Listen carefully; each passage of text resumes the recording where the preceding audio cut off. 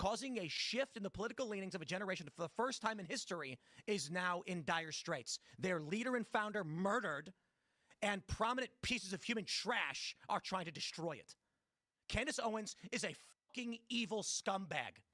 She is a degenerate cunt. She is burning everything down, and she's gloating and smiling while she does it. And you know what you fucking told me? She has no security. She doesn't fucking deal with the shit we have to deal with. She's a piece of shit. She's making everyone else suffer. And all of these fucking conservatives out there that send me these fucking messages have no fucking balls to call her out. More and more people have started doing it. They send me these fucking messages. Good for you, Tim. Good for you, Tim. I wasn't the first person to do it. I'm not going to take credit for that. But don't fucking DM me. All right, so ever since Candace Owens left the Daily Wire, she has been wreaking havoc, and now we finally have somebody completely crashing out. She's been an over absolute it. menace. Tim Pool recently has been going off on her, which a lot of people are happy about because a lot of people hate what she's doing but are too scared to call her out on it, which is pathetic. You know, that all these people are privately messaging Tim saying they agree with him but won't say anything publicly about Candace. Like, these people need Tim Pool to be the one to try to put Candace in her place. Which, of course, he just gets all emotional and crashes out, but at least he has the balls to go after her. Like, Tim Pool said Turning Point might be in trouble because of Candace. If that's true, how pathetic is that? You know, if they just let Candace destroy their company by insinuating they killed their own CEO, then they deserve to fail. I mean, it's been shockingly easy for Candace to take control of the narrative here, which does kind of prove her point that people around Charlie didn't really care about him because they're letting her destroy his company. It's embarrassing. So Candace might be right about that. These people aren't even putting up a fight. Also, Candace worked for Turning Point early on in her career, so they helped create this monster. And I think now she's the most popular podcaster in the world, and she's been milking Charlie's assassination like crazy. She's probably made tens of millions of dollars from it. I think every episode she's done since his death has been about that and her theories on it and what kind of dreams she's having. She seriously thinks her dreams can tell the future, and that's how she found out Charlie Kirk was betrayed. Apparently, he came into one of her dreams and told her that. Which, I know it seems like this would be a joke, but she's dead serious about this. She thinks her dreams can actually predict the future, and she uses her dreams and her intuition about Charlie to convince people he was betrayed. And there are millions of people that tune in to listen to this every day.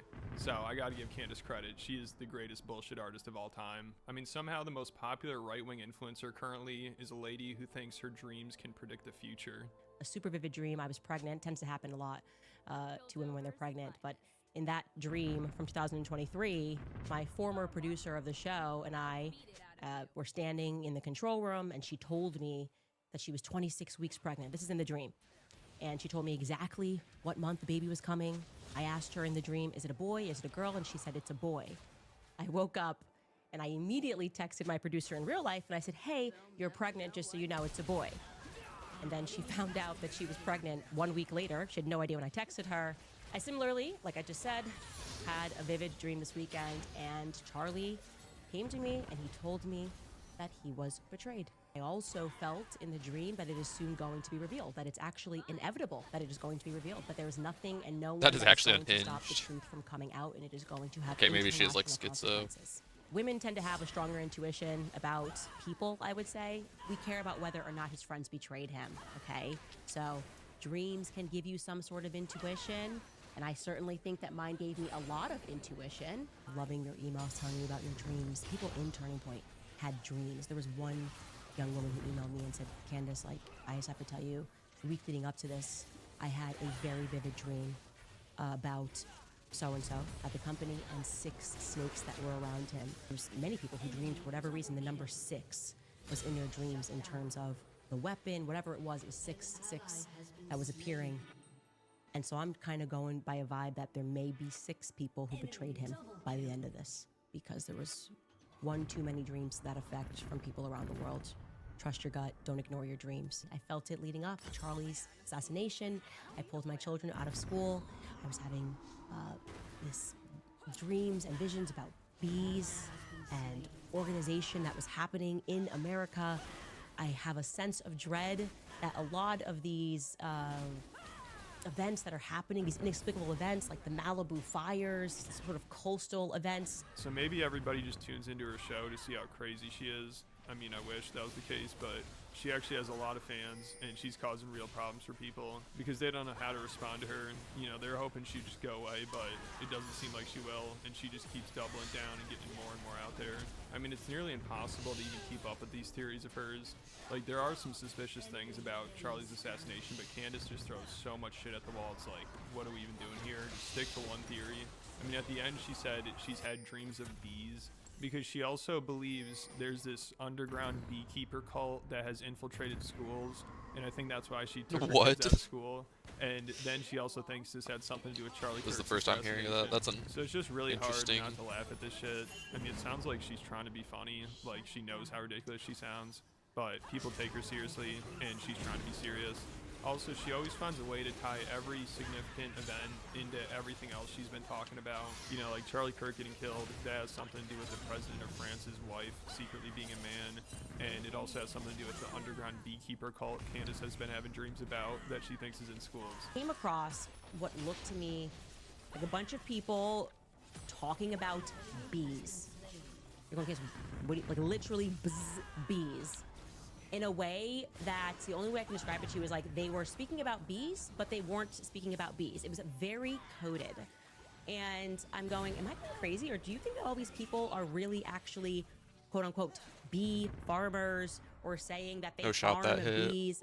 What is this lingo that I'm not understanding? That's Said insane. to my husband, there is some weird underground, it's like I sense like imminent danger is coming, and for some reason I feel like there is an underground that has emerged at schools, and it's like related to bees. That's what I said, and I messaged multiple people about this. My sister, I think it's a communist underground, and I don't know why it has something to do with bees. Totally sensible thing to say to your husband. Then came September 10th. Obviously, Charlie lost his life, and a few days later, I was told, and I sensed instantly that there was like a hive of people that were involved in this. I just knew it, and when it happened, I just went, A hive. She's goodness. really on that And bee my shit. gut is telling me that this was the thing, that the dread that I sensed that was coming out of school, and I had no idea. I am not a flag person at all.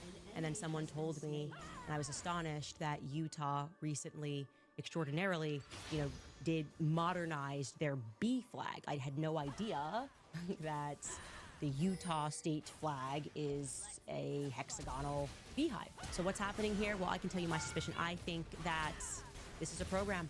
I don't know, but I know. I don't know, but I know. So there's a fine line between the biggest podcaster in the world and a mental patient. I mean, I'm open to hearing different theories, but this is insane. I mean, if people are referring to Candace Owens' gibberish about her dreams to prove Charlie Kirk was betrayed by Turning Point, it's just going to make me want to have to believe the official narrative. I'd take that over whatever the hell this nonsense is. Candace can't even give us even somewhat of a coherent narrative about this, and she's still dominating the conversation. Maybe because she just cranks these out like every day. There's a new theory she has, and she always refers to her dreams and her intuition and feelings as evidence. She really acts like she's a psychic. It's hilarious because she'll be like, I had a bad feeling when Charlie was assassinated. It's like, no way. When somebody you knew was shot dead in front of hundreds of people and for the whole world to see with blood pouring out of his neck, Candace had a bad feeling about that. Wow, she must have some good intuition. I really am going to miss Charlie, and I think when Charlie was assassinated, there was something about it. I knew that this story was going to be dark. Instantly, I knew. Yeah, so only Candace could have realized that something like this was going to be a dark situation. It's so funny. Also, Russell Brand asked her to explain why people would want to have Charlie killed and who it benefited. And she immediately started talking about her feelings and how she knew this was going to be big. But again, it's like, no shit. When one of the biggest political influencers on the planet gets shot dead in front of everybody, I think that's a pretty big deal. Who benefits from Charlie Kirk being killed? Who benefits? Like, as they say, cui bono? That's the question to always ask. And I actually didn't understand how Israel benefits from Charlie Kirk being murdered. I certainly can't see yet how, like, sort of French special forces could, so can you explain that to me? Because I don't understand who benefits from, but I also know that whenever I've seen it my whole life, a lone gunman killed RFK, Martin Luther King, Malcolm X. I know that's a lie, so I'm open. So what is it? So, look, I can tell you that from the moment that Charlie got shot, and I can't explain it, and maybe it's because Charlie would tell me all the time that he was going to die young, and I showed those messages, and I just knew that this this was big. I knew it was big. I didn't have the players. I certainly didn't suspect Turning Point USA would be. So it's hard to take somebody seriously when their response is, I just had a feeling I can't explain. You know, I'm open to the idea that there's more to the story, but this is just lunacy. Every day she's like, I have groundbreaking info, this is gonna be huge, this is gonna change everything. And then it's just some crazy bullshit that leads to nothing. Like, also recently, she realized there are a few students wearing maroon shirts during Charlie's assassination. So of course, there's some theory about that.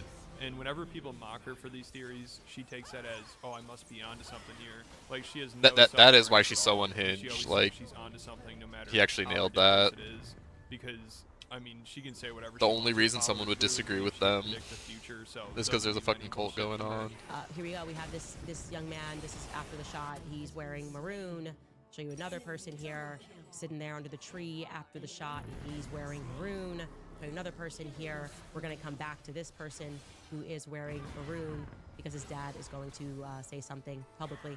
3 people, 1 shot, all of them alone, wearing maroon. We're going to come back to the guy at the top there who has the hat, the darker hat on, who is wearing maroon. Just like these like strapping young men all wearing maroon. We've got this guy in the bush wearing maroon. I could go on and on. This person of how many people wearing maroon. I even have a video of someone holding a maroon shirt. Okay, so I mentioned that quite casually. And that thing happened where there was an overreaction for no reason online, so I knew that I was on the right track and I should probably keep going. Also, another one of her theories was about these Egyptian planes that were following Charlie around. She claimed an Egyptian plane took off right after Charlie was assassinated, but she didn't understand the time zone difference. She thought UTC time meant Utah time, so she didn't understand that the plane really took off hours before Charlie died, but she still, of course, found a way to spin it to fit her theory. Also, she keeps leaking personal texts from That's Charlie, actually which so I fucking think is really unhinged. inappropriate, because some of them are really embarrassing. There's this one where Charlie's quoting a Nicki Minaj verse, and he sent this weird emoji and said, when Nicki's verse drops, I lose my mind.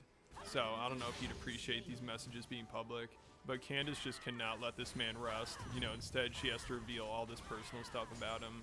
And she also shared another message, like she hyped up this show like crazy, and she said she had info that would change everything, so I tuned in, I wanted to see what she had to say. And of course, most of it was just incoherent ramblings about some out there theory of hers.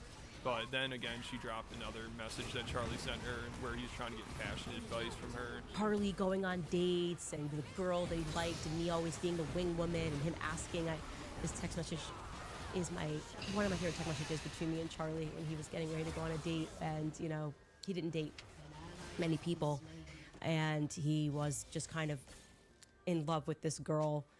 And he was asking me, should I wear this? And this is the text message. It's so sweet. He said, do I have to change this shirt? And I wrote back, yes. And throw it away if you can.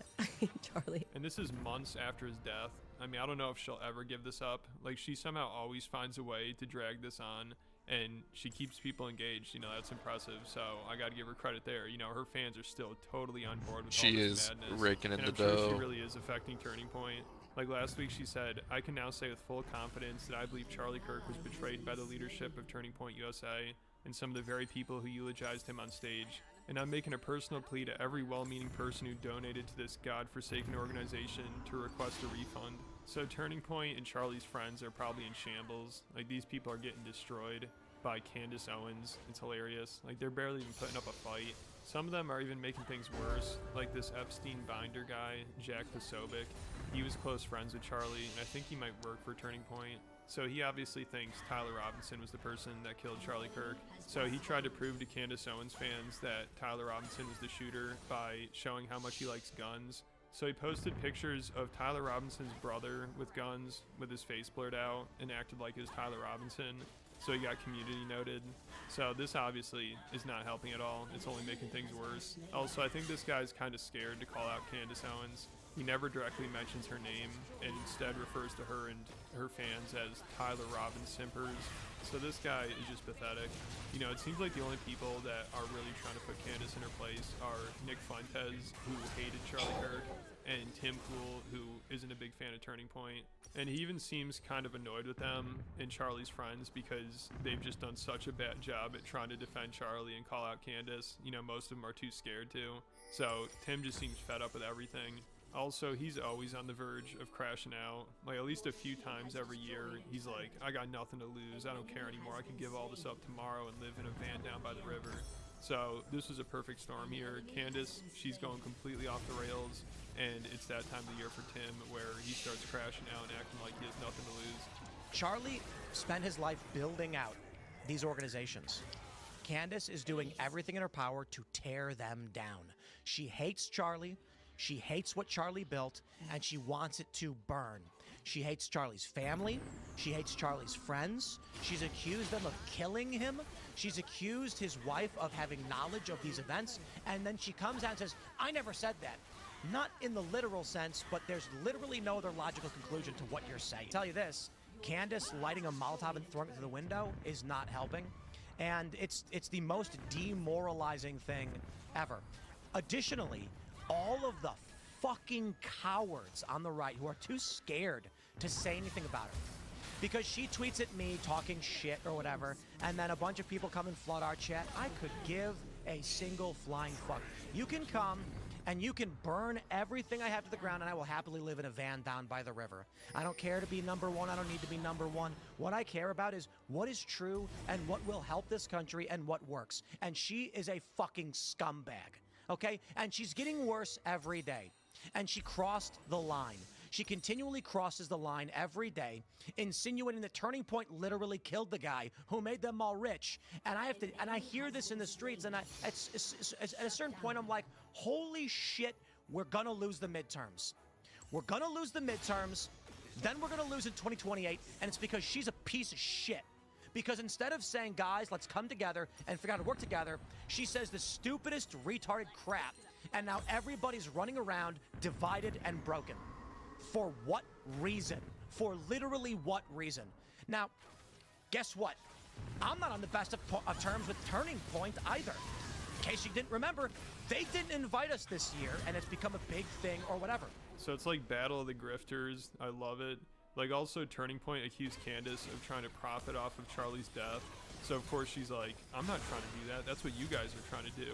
These men, okay, this company, these amazing lads over here had the audacity to accuse me of enriching myself when they were out there selling t-shirts, okay, of what Charlie died in to enrich themselves. Were they giving those t-shirts away for free at the Staples Centers? No, they were selling kit of what Charlie died in to the tune of $80 million+ that they made in the first 3 weeks, okay? They made their entire budget for the year in the first couple of weeks following Charlie's assassination. And they are attacking me with zero proof that I made a single dollar off of Charlie's assassination. I did not sell a cup. I did not sell a mug. And Turning Point finally did agree to talk to her, which she had been begging for. And she's like, anytime, any place, I'm ready to go. Then they gave her a time and place, and she's like, whoa, that's the week before Christmas. Come on, I can't make it. We would sincerely welcome her participation in that live stream at our studio here in Phoenix. At this point, we believe the ball is back in her court. So I accept it with whistles and bells, everything. I fully accept. You can pick the place, you can pick the time. At 4 p.m. Eastern, 2 p.m. local time on Monday, December 15th, from Charlie's Phoenix studio, our offer from yesterday holds. If Candace wishes to join us in person in Phoenix, you can pick the place, you can pick the time. Obviously, leading up to Christmas, that's the last week of our show. Obviously, it's a pretty busy week. You can pick the place, you can pick the time, but no, they need to have it in person in Phoenix on December 15th, or they cannot have me at all. So she talks about this nonstop for months. You know, it's like the most important thing in the world to her, and she thinks it's weird. Nobody will talk to her about it. And now she finally gets an offer to talk to Turning Point, which you'd think she'd make it work no matter what. I mean, she basically said that. But of course now she's too busy for it, and it doesn't seem as important to her. So I think between that and her claiming the president of France hired an Israeli to try to have her assassinated, people are like, all right, this is just insanity. I mean, think about what's going on here. Charlie Kirk actually gets assassinated. Candace Owens hijacks his death, comes up with 1,000 theories about it, insinuates his own company did it, then makes it all about herself and ties it into her own personal situation with the Macrons and the Jews being after her. And now she claims they just tried to have her assassinated.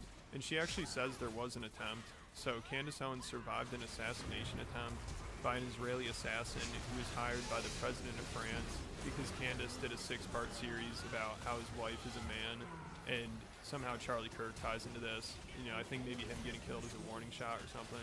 I don't know, but apparently if you don't believe all this, you just haven't been paying attention enough, and you better wake up fast. Foremost, if you were one of the people online who believed for a single second that it was even a remote possibility that I simply made up a French assassination attempt heading into Thanksgiving week, I don't know, for like attention or something. Yeah, if you thought that for a single second, then you're just not sober, you're not paying attention to anything, and you need to wake up real fast. We're gonna move quickly through a lot of things this week because everyone in the world needs to wake up. I wanted to update you guys and let you know that Cam Higbee, remember that weird propagandist reporter who goes to the Pentagon press secretary and is like, don't laugh, okay, right, don't laugh, and then proceeds to ask if they've heard about France's assassination attempt on my life, which I also said that France was on the ground on the day that Charlie was assassinated. So in theory, Cam Higbee, who was laughing off the idea of an assassination attempt, is being paid by the very organization that just had its leader assassinated in broad daylight in front of the entire world. I find that to be interesting. Who directed him to ask that question? I'm just asking questions. And just the fact that so many people are awake to the reality that that assassination attempt was real, and that if it wasn't, we should be hearing from proper channels, not Cam Higbee giggling like a little girl. And after Candace announced there's an assassin after her, she took a week off and went to a theme park with her family. She was seen smiling and taking pictures with fans, so she didn't seem too worried about this. But obviously, she's just nuts and making a complete mockery out of Charlie Kirk's assassination. I mean, this whole thing has turned into complete absurdity. Like, everything just feels like a joke now. Like, after Candace announced her assassination attempt, Tim Pool kept mocking her for it, and he claimed Germany was trying to assassinate him. But then apparently, I think later that night, he claimed people actually did drive by his house and shoot at it. I have just been informed by a very credible source that the German government has actually acted upon a plot against my life. I am now informing the White House and the federal government that they're trying to kill me, and I may die. Car had been lurking, or something to that effect, and a shot was fired. We now know that it was 3 shots that were fired. We don't know exactly what or why, and we are desperately trying to rationalize. So now Candace, after providing no evidence of her assassination attempt, is questioning Tim's shooting and is asking for more evidence.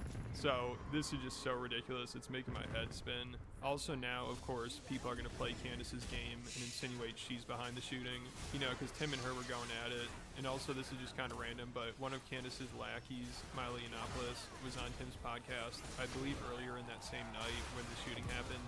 And this guy, he's also trying to take everyone down. He went nuts on Tim's podcast and caused so much shit.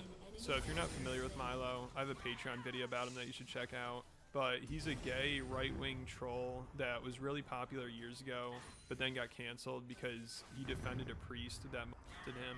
And that kind of destroyed his career for a while, but now he's kind of worked his way back. And he's been doing a publicity tour recently to talk about how he's actually not gay anymore. And he used to just be possessed by a demon. I've been addicted to 1 or 2 little things. And I realized my sex works the same way.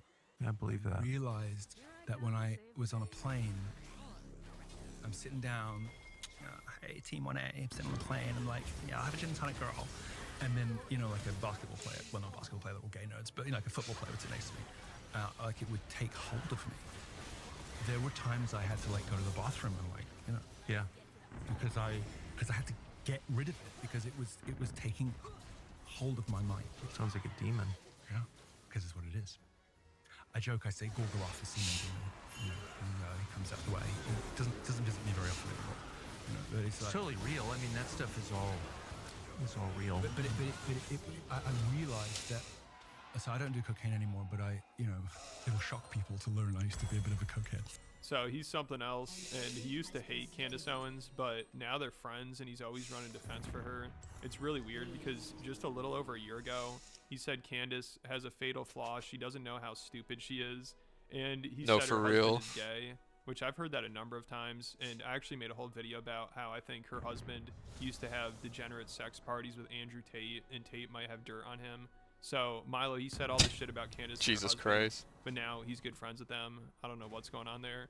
But Milo always has dirt on people. You know, if you have skeletons in your closet, Milo will probably know about them somehow. So he went on Tim's podcast and just caused another shitstorm for Tim and the right, because he claimed Charlie Kirk was gay, and then also Benny Johnson, who's a really popular right-wing influencer. Which, I'd believe that. Benny that's no Johnson. secret. Just look at his old tweets. That guy couldn't have made it more obvious. And his response to it is he's threatening to sue Milo. And then also he alluded to being possessed by a demon as well, which I don't know if that's really helping the rumors. But Milo, he just went off on Tim's show, and Tim also has previously talked about how he thinks it's really strange how many conservatives are secretly gay.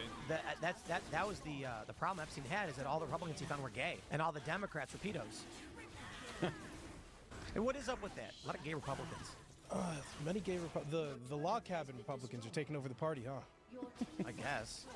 There's a lot of stories of Republicans who were like anti-LGBTQ stuff, and it turned out that they were actually gay the whole time. Yeah. So when Milo went on Tim's podcast and started going off about how everyone is gay, I don't think Tim pushed back at all. And even at one point he said, yeah, it is strange. But then these clips blew up and people dug up Benny Johnson's old tweets, and I guess Tim felt bad or something and he called Benny and apologized. And then also I'm sure people are pissed that he let Milo go on a show and say that Charlie Kirk was actually secretly gay and was about to divorce his wife. I'm always a couple of days behind watching on the show because I've got stuff going on. But somebody tweeted today that Candace said that she believed that they were about to get a divorce. I think he was gay. I think he was gay. And come on, you know that you do know that I've criticized. What? Like I'm sorry, Tim, but like, why would you even go there, like, to say something like that? Oh, I'll tell you why. No, the man's dead. You're calling now. You think he's gay? That's when people can tell the truth. One of the most distinctive things about the right wing in this country is its homosexual overtones. Benny Johnson posts pictures of his children every 2 days. It's weird, and everybody knows what went on with Benny Johnson in those lobbies and in those hotel rooms at SAS. Everybody knows. I don't. No. I don't know what you're talking about. Men, younger men, not underage. At least I don't know that. His wife was crying drunk in the lobby 3 SASs in a row about how her husband was upstairs with boys. Come on. But go ask her. Come on. Go ask her. Come on, Milo. Go ask her. Milo, aren't you ever scared of getting sued? You say I'm sitting here like I am humbled by the lore and your ability. Audacity, just like, I mean, like, there's no teapots in this room right now to express how I feel.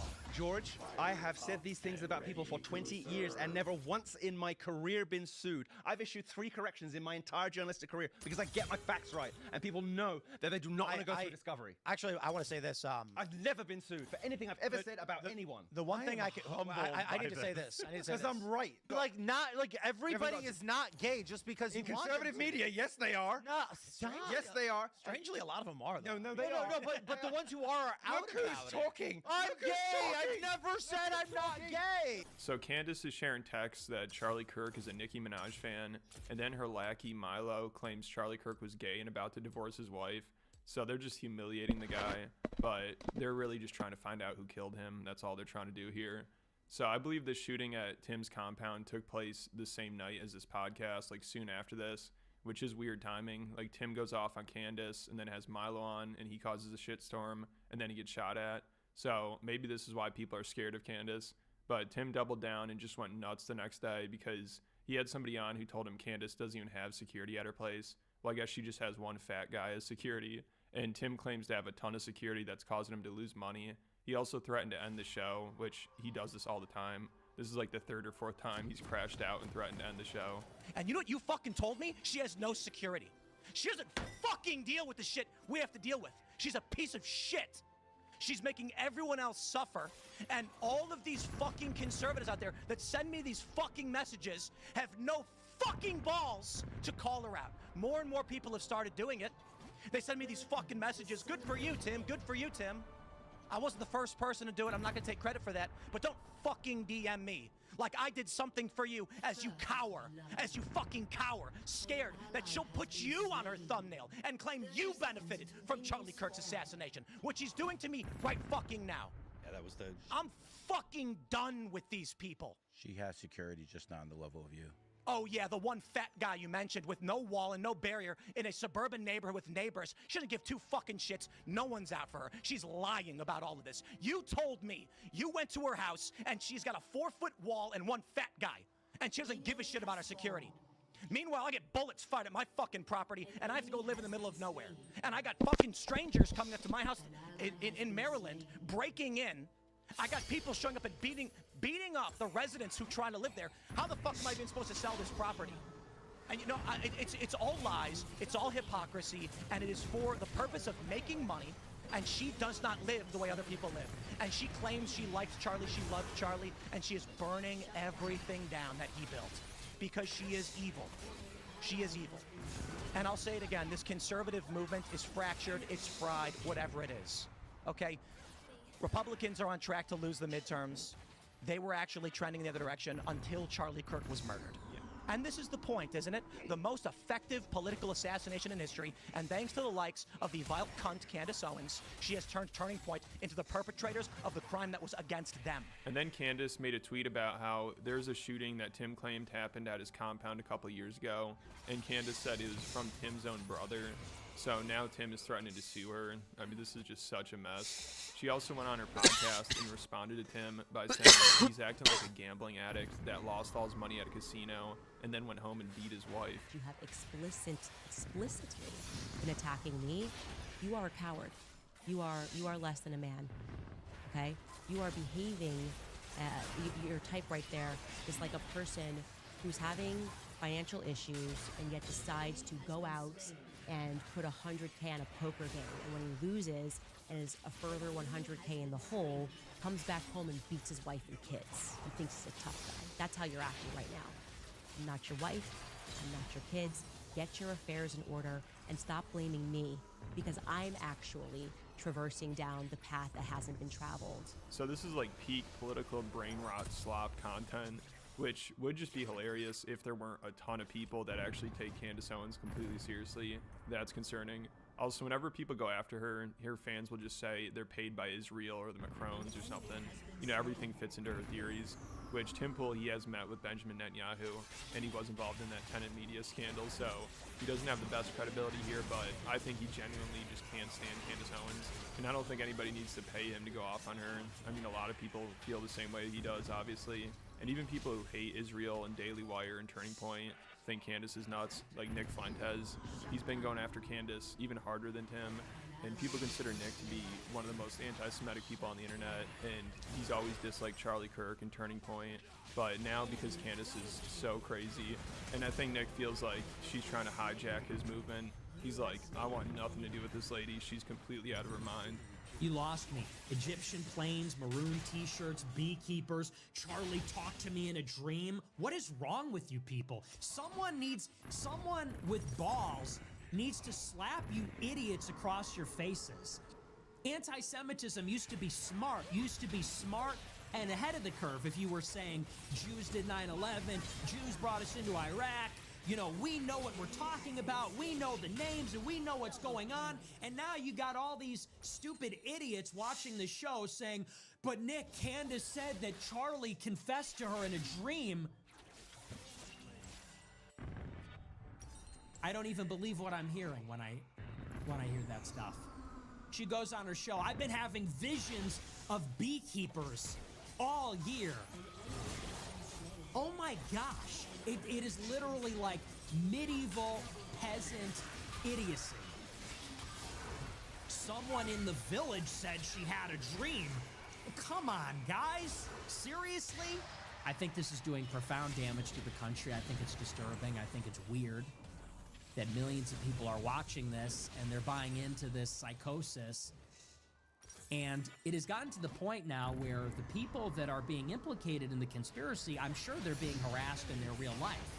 She's going on a show that millions of people watch, and she's naming private individuals and inciting her followers to harass these people. I'm sorry, if you're on the Candace Owens train, I'm not even gonna pretend like I'm going to try to appease you. It's wrong. It's stupid. all of it is stupid, and I'm not going to entertain it at all. And I thought Tim Pool had an epic go-off on it tonight. It was awesome. I have never seen such a clear-cut case of an individual person being such an unnecessary detriment through sheer ignorance and irresponsibility. I've never seen it.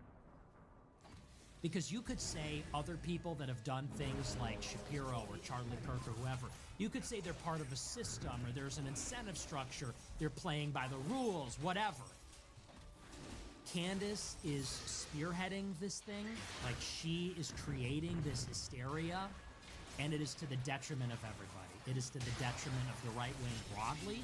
It is to the detriment of anyone that seriously talks about Jews in Israel. And it's to the detriment of rationality. It is the definition of hysteria. And I thought Tim Pool, very courageous, because I know he's getting shit for it, to say something about it. He had an epic go-off on it. Major respect for him. So Candace is so crazy, she's forcing Nick Fuentes to side with Turning Point, Daily Wire, Steven Crowder, and Tim Pool. And now Candace's minions are begging Nick to stop and join their side, and they're calling him a sellout. So it seems like they can sense the walls are closing in here. Like also Nick said, if Turning Point can't get the job done and expose Candace Owens and put an end to this nonsense, then they'll have to. And depending on how they do, if they don't do a good enough job, I think I'm going to have to step up. And I think I'm going to have to expose Candace Owens for what she really is. I'm going to give them, they have the opportunity because they are involved in all this. But I am so frustrated with how people are handling it. They're losing. If Turning Point doesn't do a good enough job on December 15th, I'm going to have to step up. And just like I exposed Tucker Carlson, and just like I exposed J.D. Vance, I'm going to have to step up, and I'm going to have to blow the lid and expose everything about Candace Owens and reveal who she really is, who her husband is, who her donors are. And unlike her, I will be naming names. I will be coming with receipts. I will blow the lid on the whole thing, and I'll give her the Tucker Carlson. So Turning Point has done such a bad job at handling this whole situation. They have to rely on Tim Pool and Nick Fuentes. I mean, these people are just so pathetic. You know, all day they're like, we're doing this for Charlie. We love Charlie. We're honoring his legacy.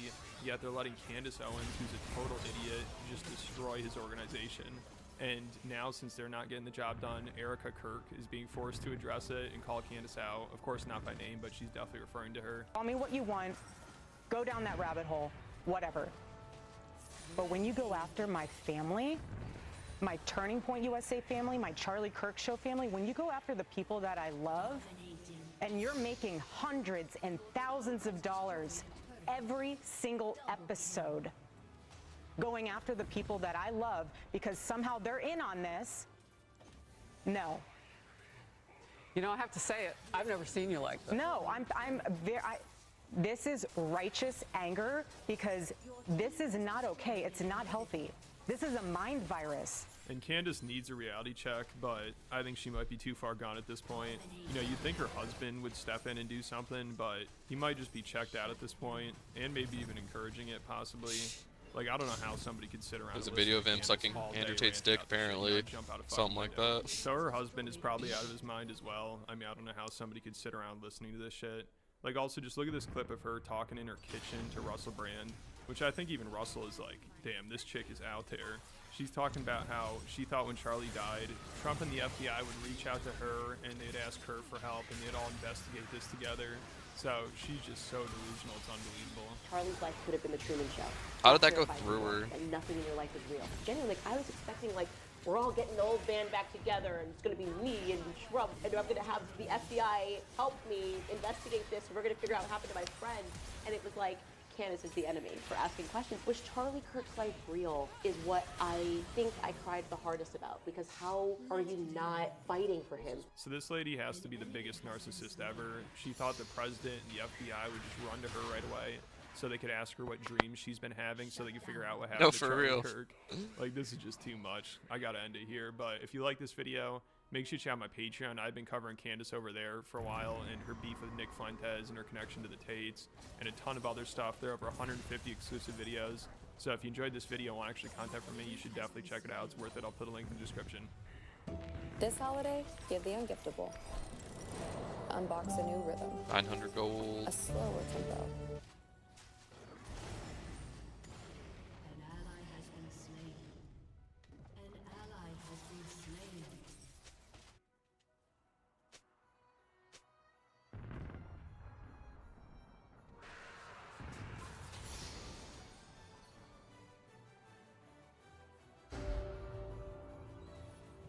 Dude, the Oshkosh shit is so funny. I saw one with you making out with the dog. He's definitely like one conversation away from sitting in the corner. That's true. Yeah, I do. Yeah, I never dodge his kisses. Have you seen any memes or content that you guys thought were funny? Aisha chicken curry. That was yes. We got to go through the funniest one. Good. Objectively good. Yeah. I also like Aisha curry. Yeah, I can see it. Yeah. Dig in the hole again, just saying. Dig in the hole. If she had a body count, I would have been like, hey. Cut that. But because she doesn't, and I know how like innocent she actually is, it can be, not that I'm so secure, but with that joke, I'm like so secure. Oh, I absolutely would feel insecure. And I think stupidly, I was like, oh, it's an orgy, so it's all of us. It's not like talking. Yeah, that is stupid. Yeah.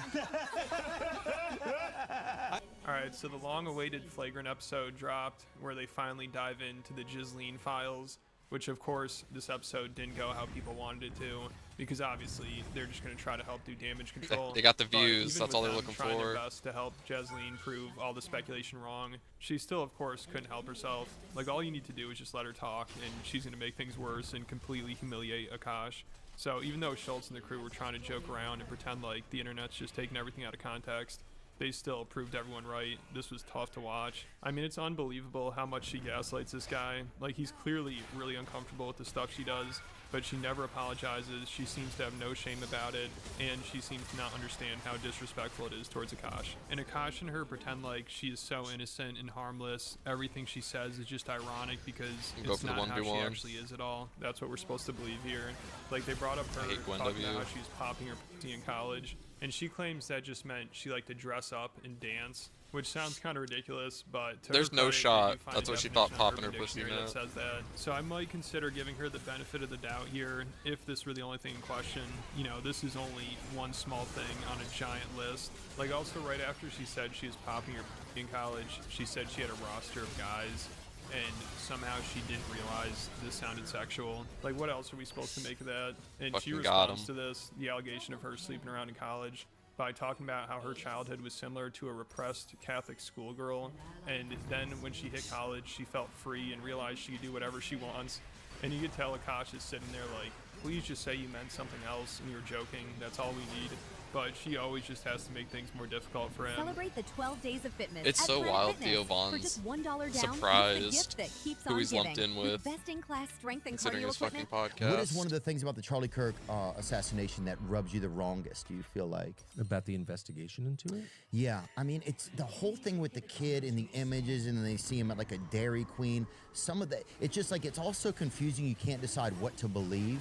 But also the fact that it doesn't feel like there's any presentation from the FBI or something about reality.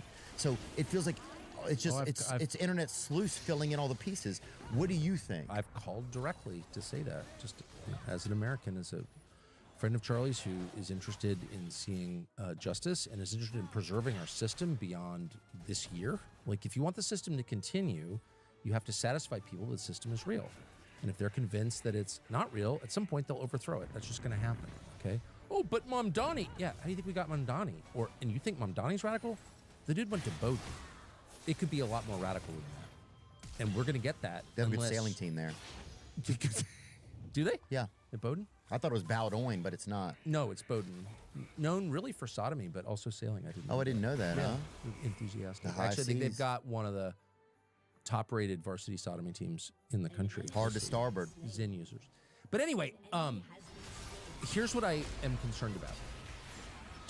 A lot of things. One, he acted alone. Tell me how that worked. I don't, none of us really act alone. It's hard to go anywhere by yourself, too. Thank you. Exactly. He acted totally alone. Okay. You're gonna have to prove that to me. It's totally possible. Anything is possible. Weird things have happened. We'll continue to. But that's not my default assumption, and it shouldn't be yours. And their default assumption was we acted alone. Really? Why do you think that? What about life suggests that people typically act alone? When was the last time you acted alone in anything? I don't go, right? So A. B, we know that people had foreknowledge of this because they posted about it on X and said Charlie Kirk is going to be killed on this date, and he was. Is that true? Yes, it's true. But were they just guessing? Was it a guessing thing where every day they posted that? Maybe. Have those people been interviewed? Maybe. Have they been hauled into FBI HQ? You would think you would want to know had a long what, conversation with how they knew the that? context it was posted in. If he's going to hype up a theory about it.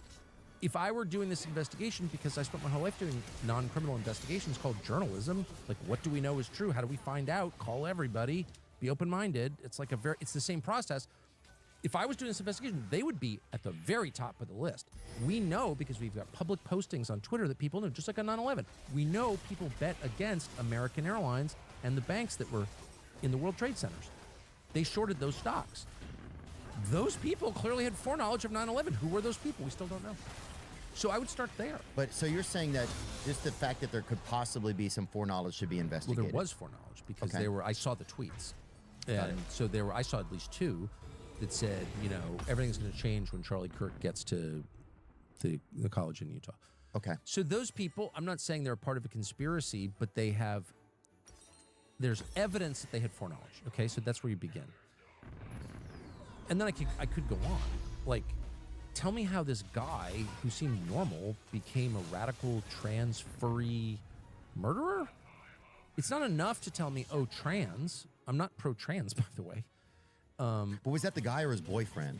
Well, exactly right. Tell me how this guy became so radicalized that he murdered a stranger. I'm not saying it didn't happen. I'm saying I want an explanation for how it happened. Why wouldn't I? I agree.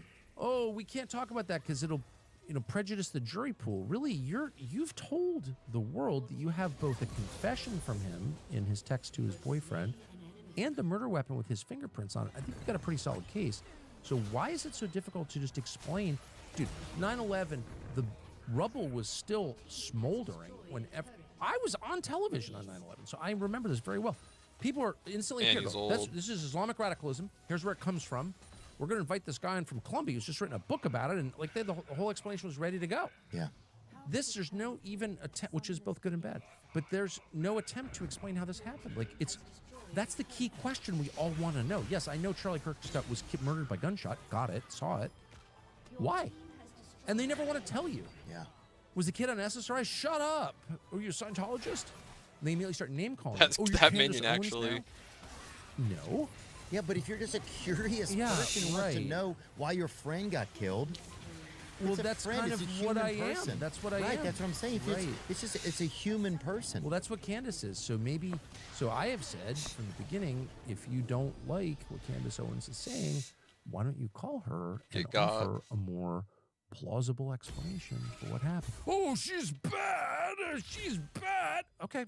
I like her a lot. I don't think she's bad, but I love her actually. But let's just not stipulate biased she's at all. Bad, but why wouldn't you do that? Well, I don't agree with some of the stuff that the rabbit hole she goes down, but I don't even know. But I like the fact that she likes to dig in the garden, So it's like, I like the fact that she's curious, and that obviously if people weren't resonating with what she's doing, then nobody would be paying attention. But you know how many places I go, people will come up to me and be like, and I don't think they want to say something to me, they'll be like, dude, did I tell you what happened in Oslo this summer?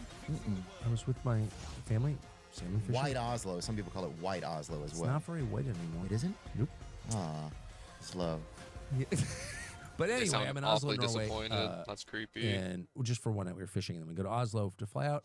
And I'm walking down the street with one of my daughters. Tucker Carlson! I was like, shit, I'm going to get yelled at in Oslo. This guy runs up to me. Tucker Carlson, yes. You know Kansas Owens. Cozy up to the goodness of the new grilled cheese bacon burger. Angus beef, bacon, and Swiss and American cheese melting on our soft buttery sourdough. And our new grilled cheese breakfast sandwich with sausage or bacon and a fried egg. Only at Hardee's. Dupixent helps you stay ahead of moderate to severe eczema with clearer skin and less itch. The #1 prescribed biologic by dermatologists and allergists. I was like, yeah? He goes, tell her I love her. And I texted Candace, I was like, that is fame when people come up to you just because of the reflected glory of someone you know. Yeah. So why do people like Candace so much?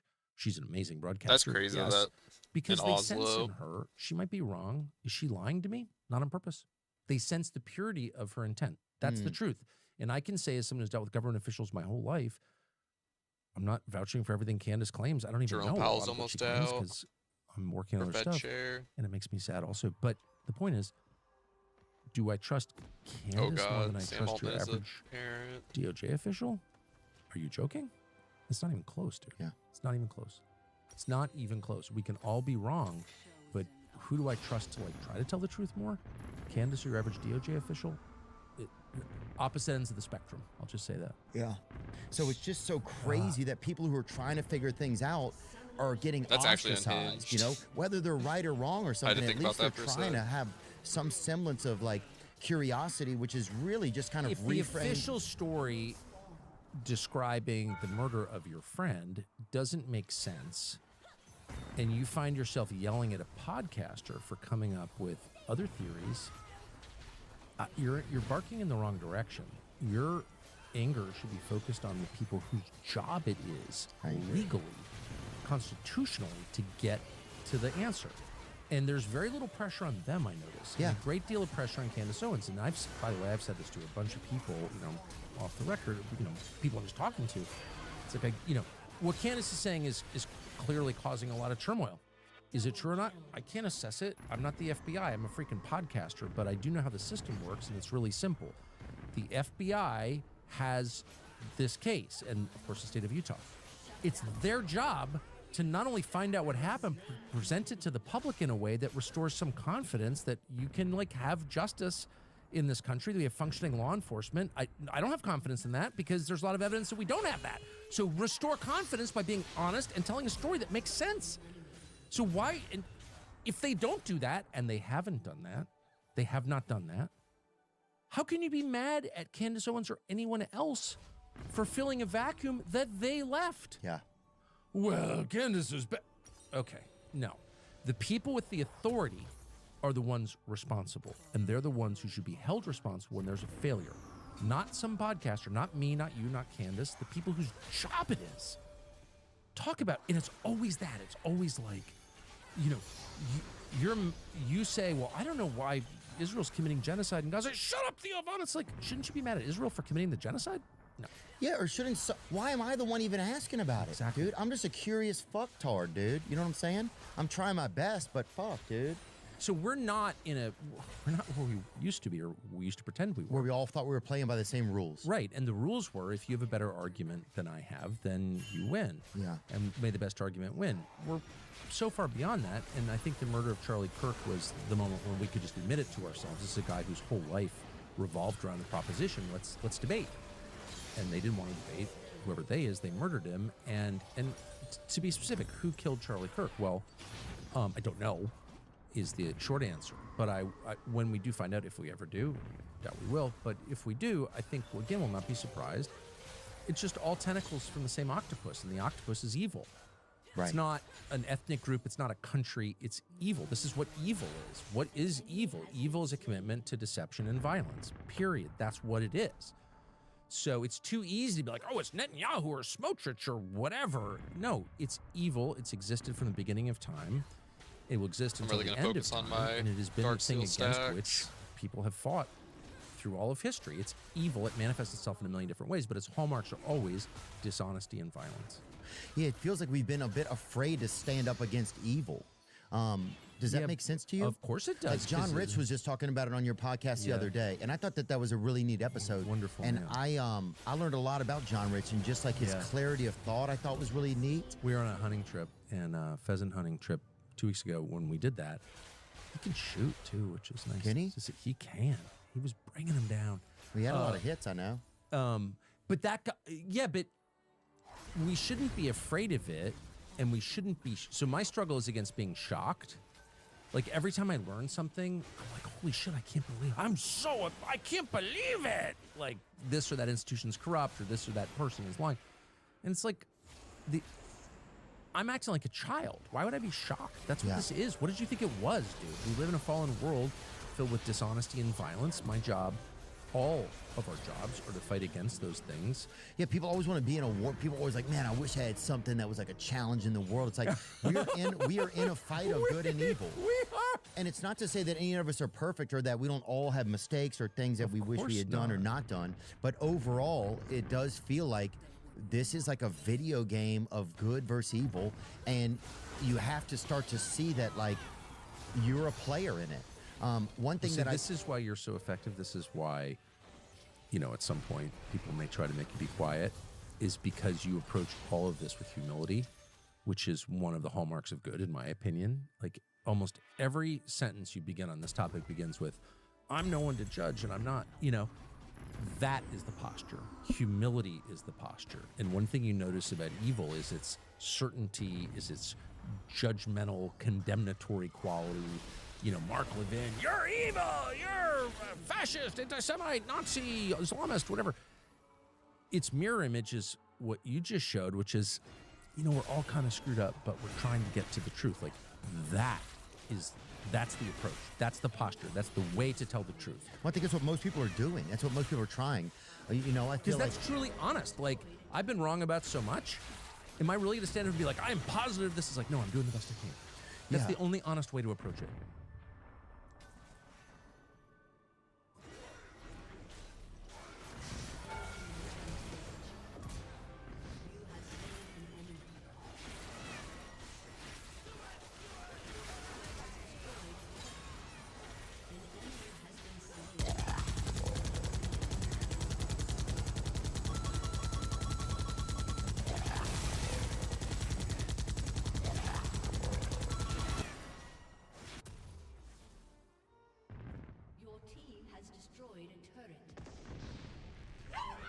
I'd rather watch the comedy. I love thinking always how American movies play in other markets. Like if you're in Japan and you went to see Oppenheimer,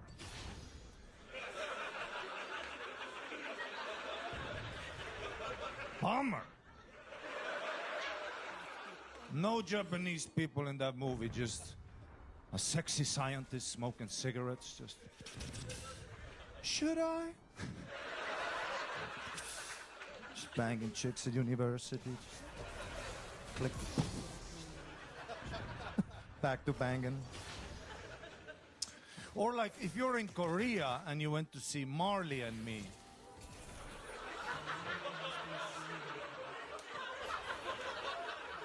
The whole time you watch that movie, you're like, how long is this meal gonna take?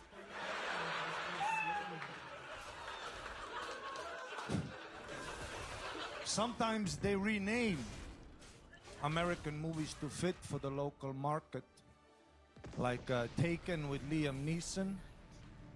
In Albania, it was called Normal Business Guy. Does honest business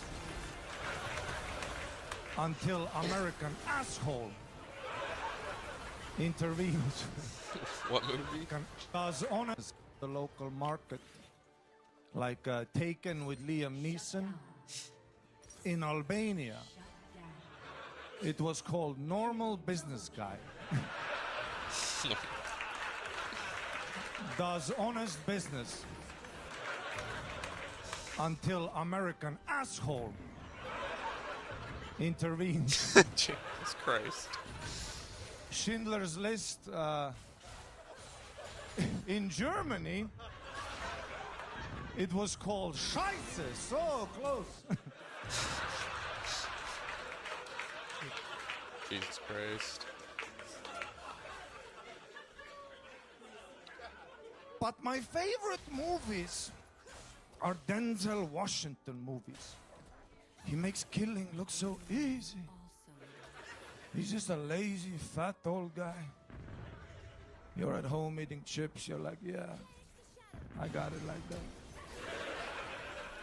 Every Denzel movie is him at a diner trying to finish a meal, but then a hooker gets in trouble. Every Denzel movie is just him at a diner.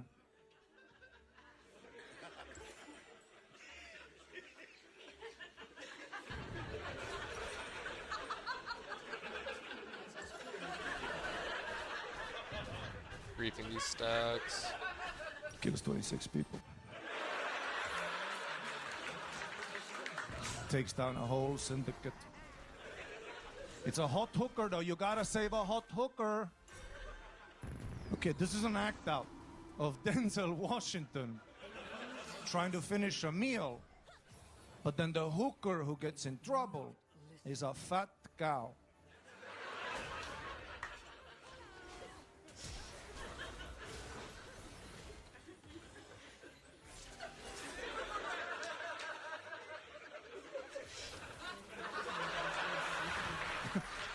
Ain't nobody saving a fat cow. Thank you guys so much. Wow. 3 minutes and 30 seconds. The only human that we allow and that can take the ball and run with it and crush. I'm sorry. What a presentation. No, we love it. I didn't have time to cut. No, it's great. You're fucking, yeah, it's a movie chunk right there, and we love it. Someone's been watching some movies this week. You look fantastic. You're crushing. Life is good. I look like a lead singer in, like, you know, like a vampire band. Yeah. A very emotional band. Death is infinite. Ari, what have you been up to? Yeah, not much. I had my first Halloween in America, you know. I know it's a while ago, but... Yeah. Yeah, we don't have Halloween in Estonia. We have Russians. That's pretty scary. Things are scary enough. Do the local Estonians and the Russians, like, what's the difference? Explain to these... One are murder and raping empire, and the other are really nice, intelligent, beautiful people. Wow. Wow.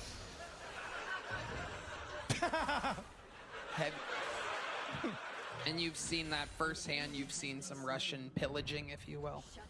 Yeah, when I was like 14, I remember I got beat up by these two Russian kids. They were also 14, but in Russia, 14, they got like hair on their knuckles, 2 kids, a divorce, 3 jobs, you know. I was like an Estonian 14-year-old. I had a doll, you know. I was doing parkour. No, literally, I was doing parkour, and then they saw me doing parkour, and they came up to me, and they said in Russian, they go, "Estonskoy pederast," which means like Estonian, which I don't know how they already knew. And then what? Did you throw the first punch, or they? No, never. No. They threw the first punch, and then they claimed it was necessary due to NATO. So. I love it. You seem well rested. What have you been up to? Yeah, I went to Mexico for a week. Oh. Yeah. A lot of fans of Mexico here. Wonder why. We have a large Latino fan base here tonight. I saw a lot of Mexicans that I wish would come here. Are you in love with a Mexican girl? I fell in love every day, every single day. Yeah. The way they look at you, too. It's crazy, you know? Like Mexican women, they look at you like, I'll fuck you. Yeah. Yeah, they will. I walked around with a Kill Tony hoodie, and so many Mexicans would look at my hoodie, look at me, and they would go, "Hey, what did Tony do?"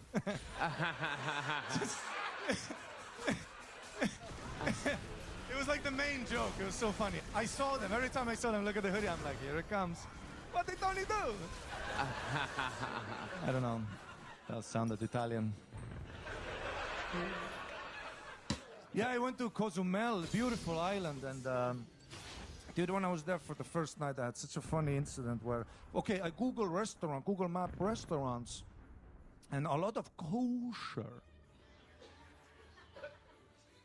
You know? Uh-huh. Yes. Yeah. A lot of kosher, and I'm like, what the fuck is this? Is Mexico? Fuck kosher, you know? And then I go outside of my hotel. First thing I see in Cozumel, 2 Jewish guys, full Jew, not like adapted, but like not hiding at all, just full with the things, you know, like full, like yeah. Uh-huh.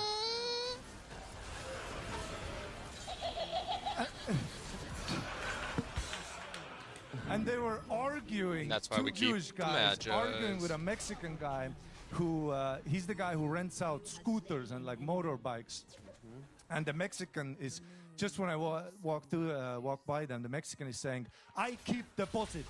Look, scratches. I have evidence. No scratch here before. I have picture. Look, there is scratch." And then the Jewish guy goes, "No, no, we need deposit. I also have picture." And then they show the picture. And then I go and eat. About 10 minutes later, I see the Jewish guys walking away from there with like a wad of money in their hand. And then the other one looks at the guy, he goes, "Photoshop is free and so are we." Just Wow. So they're like that in Mexico too. Yeah. Wow. Punta Judea. That is incredible. Wow. Amazing. A racist, huh, Harlan? Well, only if you're Jewish or Mexican. Yeah, I had fun, yeah. Halloween party. Did you go to a Halloween party? No.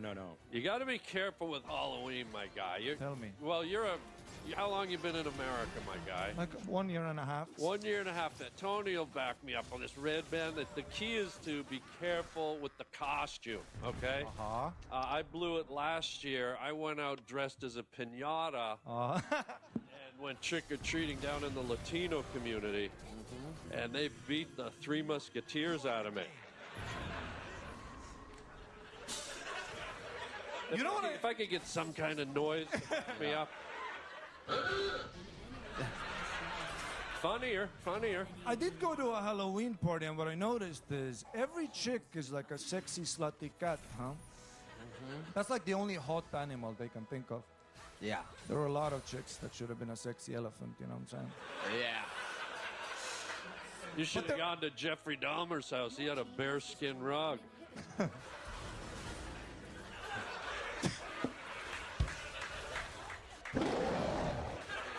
Funnier. But there were like so many chicks dressed as a sexy cat at this party where I was at, that when I was at this party and I saw all these titties and pussies out, I kind of understood Islam. Because there would be like all the chicks with the sexy pussy cat out, and then there would be that one chick, you know, dressed like as a banana. You know, just the face is out. And I would look at her like, fuck, what's under the banana? Yeah. Creates a little mystery. Just like the burqa.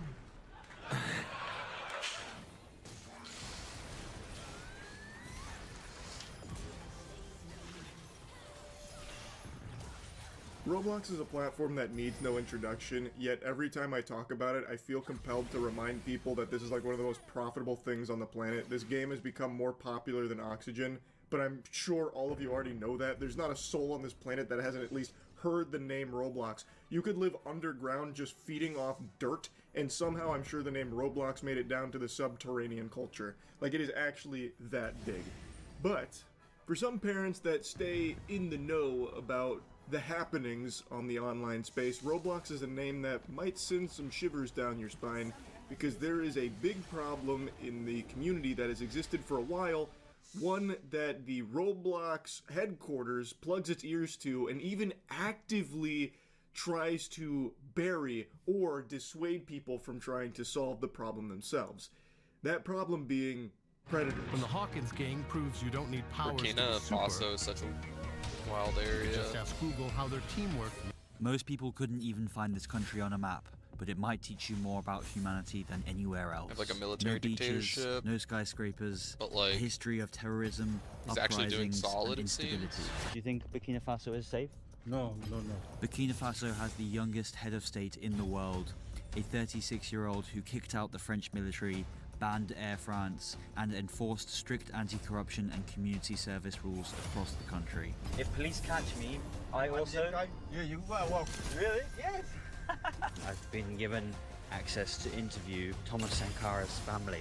So first I'm gonna explore the capital for myself, meeting the people and learning about what daily life is actually like here. Then I'm heading far outside the city into regions tourists are told to avoid, to visit a gold mine and see the reality out there, and to find out how a country this unstable still exports billions in gold every year.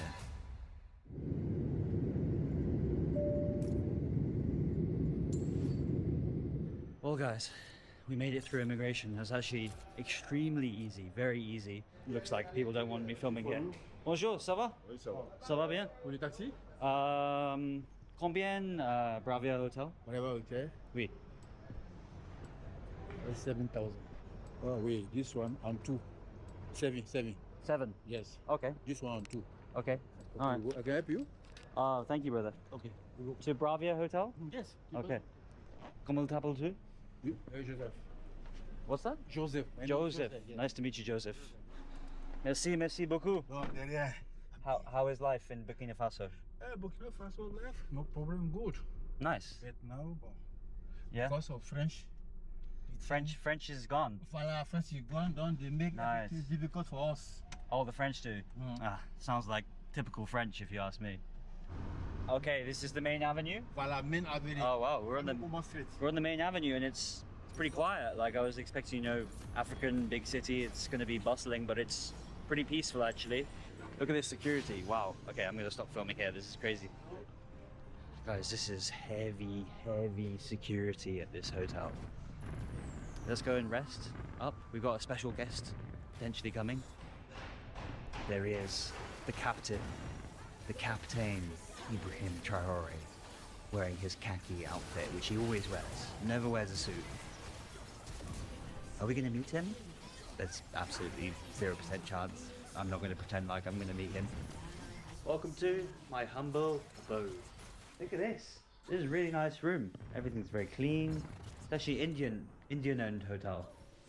No, I know what you're thinking. It's very clean. And for the price of 150 United States dollars. It's not terrible. It'll do. This is great. I'm very happy. The receptionist, the Indian receptionist, he told me, be very careful about filming, especially police. I was just filming random things in the hotel. He's like, buddy, you better be careful. So I'm going to be on my best behavior if I come back in Afghanistan again, and don't want to be getting in trouble with the police. Don't want to be going to prison here. I'm going to get some sleep. We're going to wake up and explore what this city has to offer, because I have no clue what it has to offer. Welcome to the main market in Burkina Faso. We're looking for one specific item. We're going to go find it. Burkina Faso. Burkina Faso football. Coming. Oh, we got multiple people that want to help us. Yeah. I will. You're not going to find this place on your own. So sometimes you do need a helping hand. Oh, look at this guy. Wow. Original. This one, Ibrahim Traore. He wears it. Oh. Oh, it's got his face on it. That's cool. Does he wear this one? This is for me. Oh, it's for you. I'll get this one, brother. This one? Yeah. And this? No. One. Yeah. Combien? Give me good price, brother. 45. Brother. Original. No, brother, that's crazy price. There's literally 10 people here. It's like this is the most important sale of the century. I had Ignite. I'm actually trolling. Yeah? Voilà. Voilà. Come to look my shop. One necklace. The necklace. So I look at his shop, his shop. Everyone's shop. Hey, brother, let me make the sale first. Voilà, finish for me. Finish me. Finish. Voilà. Finish you. No.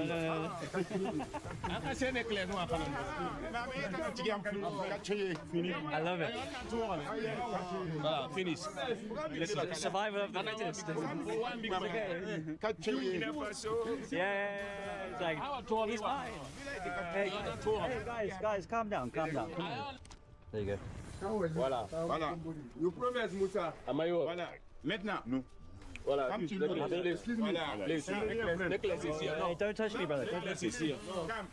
No, I'll go to this guy. Why you say so? Guys, calm down. I'm not here. Why you say?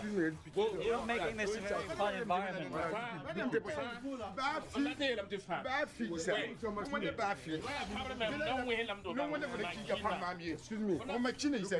This subtitle is going to be mad. No,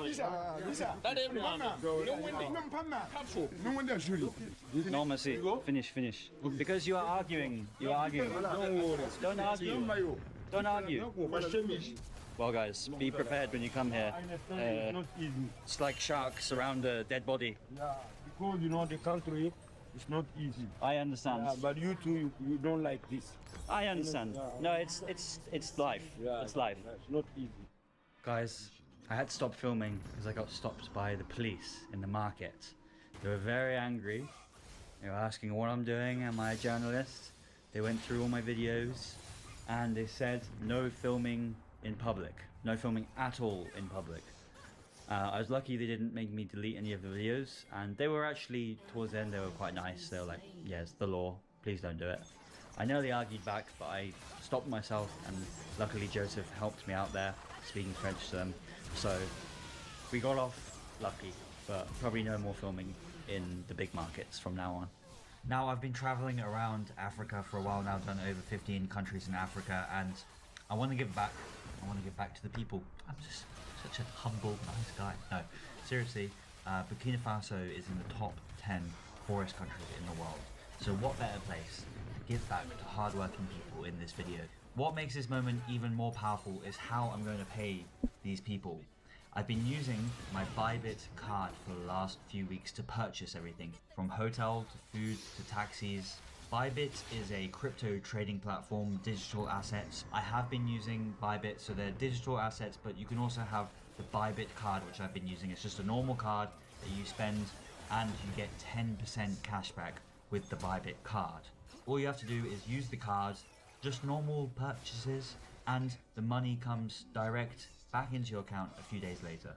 So I'm on the Bybit app now. As you can see, over the last few weeks, I've saved up $600 from just cashback, just from spending money on my card. I actually also paid for this hotel with my Bybit card. So direct from cryptocurrency to pay for things in Burkina Faso. Also, Bybit actually gives you 100% cashback on ChatGPT, on Amazon Prime, on Spotify. So you have these subscriptions with Bybit, you get 100% of the money back. And I personally have subscriptions to all of them, so I'm laughing. If you want to check out Bybit, use the link in the description below. Thank you for watching. Let's enjoy Burkina Faso and head out onto the streets of Ouagadougou.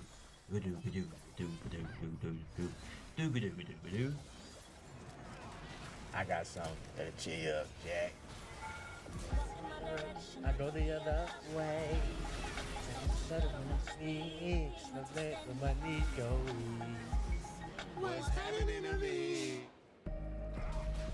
Design you feel in every detail.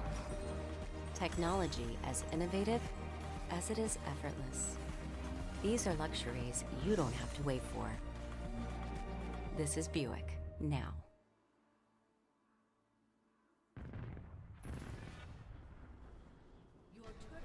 Oh my god, it's bloody hot. It's like 36 degrees.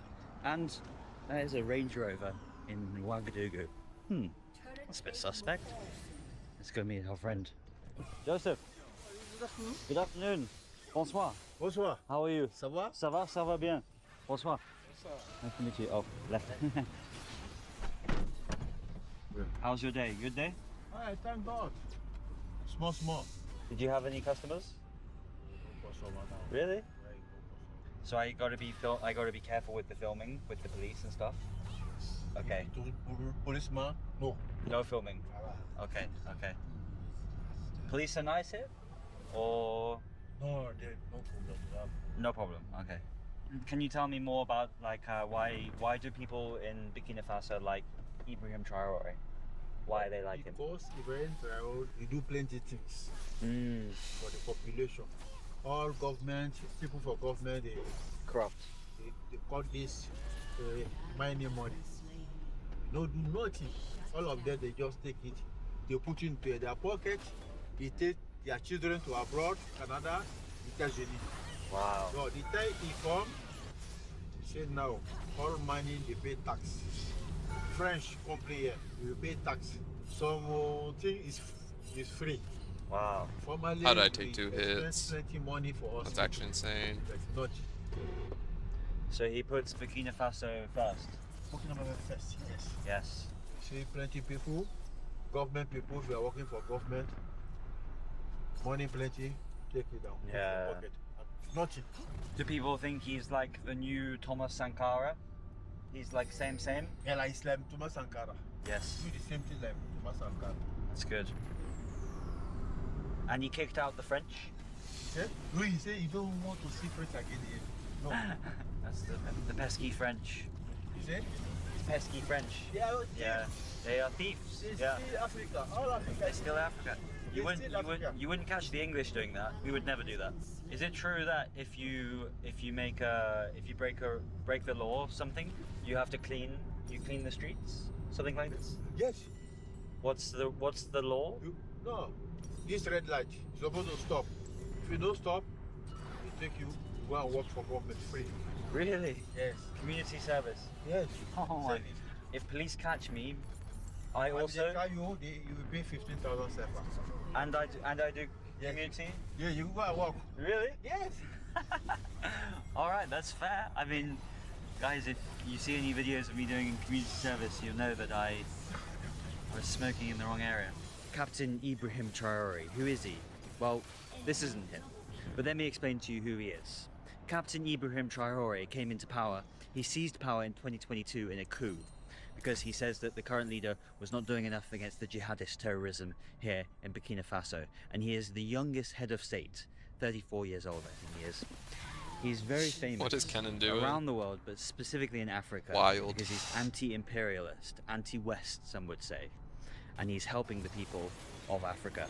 He's made ties with Russia, with the juntas in Niger and Mali, and he's made a formidable alliance in West Africa to keep control. Although he's had, people say, 18 to 25 assassination attempts, because some people don't want him in power. I think the West don't want him in power. So he cut ties with the West, he cut ties with France, he threw all the French troops out, and he even made Air France cancel all their flights to Burkina Faso, and he started his own Burkina Faso airlines, so they just only helping the people of Burkina Faso. But there is still a big problem in Burkina Faso right now. A jihadist extremist group linked with Al-Qaeda is still very much in control. Over 40% of outside of the capital city is controlled by this terrorist state, and they have killed over 10,000 people and displaced 10% of the population of Burkina Faso. Ibrahim Traore is actually recruiting civilians, volunteer civilians, to help fight against this extremism in Burkina Faso, and hopefully in the future we can get to a place where Burkina Faso is safe for all tourists, because I think a lot of people still worry that it's not so safe. Do you think Burkina Faso is safe for tourism? Yes, Outside of Ouagadougou? Yeah, you said no problem. Even in the north? No, you no go north. Not north? No north. Even you don't go north? Or you would go? No, I don't go north. Okay. But inside Ouaga, it's fine? We fine, no problem. Any place you go inside Ouaga, no problem. Okay, nice. Kind of walked into that one. North. How is Burkina Faso going to fix the problem? Why? They have military. Okay. All the place. if you are trouble, you see plenty military. Really? They do patrol. Celebrate the 12 days of fitness at Planet Fitness. Join for $1 down, $15 a month. Offer ends December 19th. When 2,083 minutes of Stranger Things stands between you and the final season, you could just ask Google to find the must-see episode. Every day, scammers profit by selling you fake protection from foreign hackers. So let's see if this scam group can even protect itself. He thought he'd get away from us, and now we're about to hit him with the Russian malware. That was cool. Trying to adjust volume. This so is loud? our Russian virus, and the target, 3 tech support scammers who claim to be able to stop this exact kind of attack. We're going to show you evidence of these guys using one of the most disgusting scam tactics we've ever come across. But to start, we have to call their opener Kevin to see if we could break into his system. All right, everybody, you guys ready to call some scammers up today? Why did I say that like really weird? You ready to call some scammers up today? Thank you for reaching customer support. How can I help you? Is this Citibank? Yes, how can I help you? Before this, Kevin and his group sent us an email with a fake charge and a phone number. Since now we've called, their goal is to scare us. But Kevin isn't the most tech literate, so he's got to keep things pretty vague. Have you made this charge? No, that's why I'm calling. I'm trying to... So, if you have not made this charge, it means somebody has the information. And right now, they might be able to take more money out of the account and make more charges like this. We need to block it and also block the hackers who are using your information. Little does Kevin know that the only hacker he should be worried about is us. Now, pay close attention to how he words the next step he wants us to take. First, I need you to get connected to the security server on your cell phone. Do that. Help me with the phone you're using. It's an iPhone or Android. Motorola. Can you look? You have a Play Store application on your cell phone? Play Store? I don't have that. It's not one of the smartphones. Okay, so in your computer, do you do online banking? Yeah, on my Wells Fargo, yeah.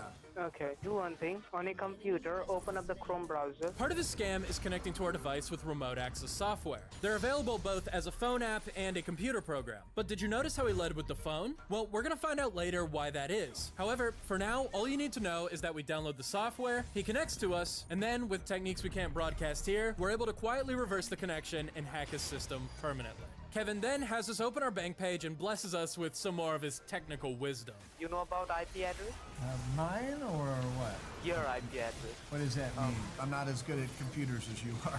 Let me explain you. To use this smart devices, for example, just like you did the online banking, any kind Did of it go devices, down? you need internet. Without the internet, you're not able to do any internet stuff, timing. right? Right. Now, somebody from a different country, like in China, if they use your IP address, they can change their internet location to your location and pretend to be you on the internet. Are you kidding me? Yes, that is how hackers are not able to be tracked easily. Like if, for example, we track a hacker, it will be a problem for us to track it, as it's they or you. Wow. And they can also get into your device. Could they get into yours too, or just mine? Like through me? As per you, yes.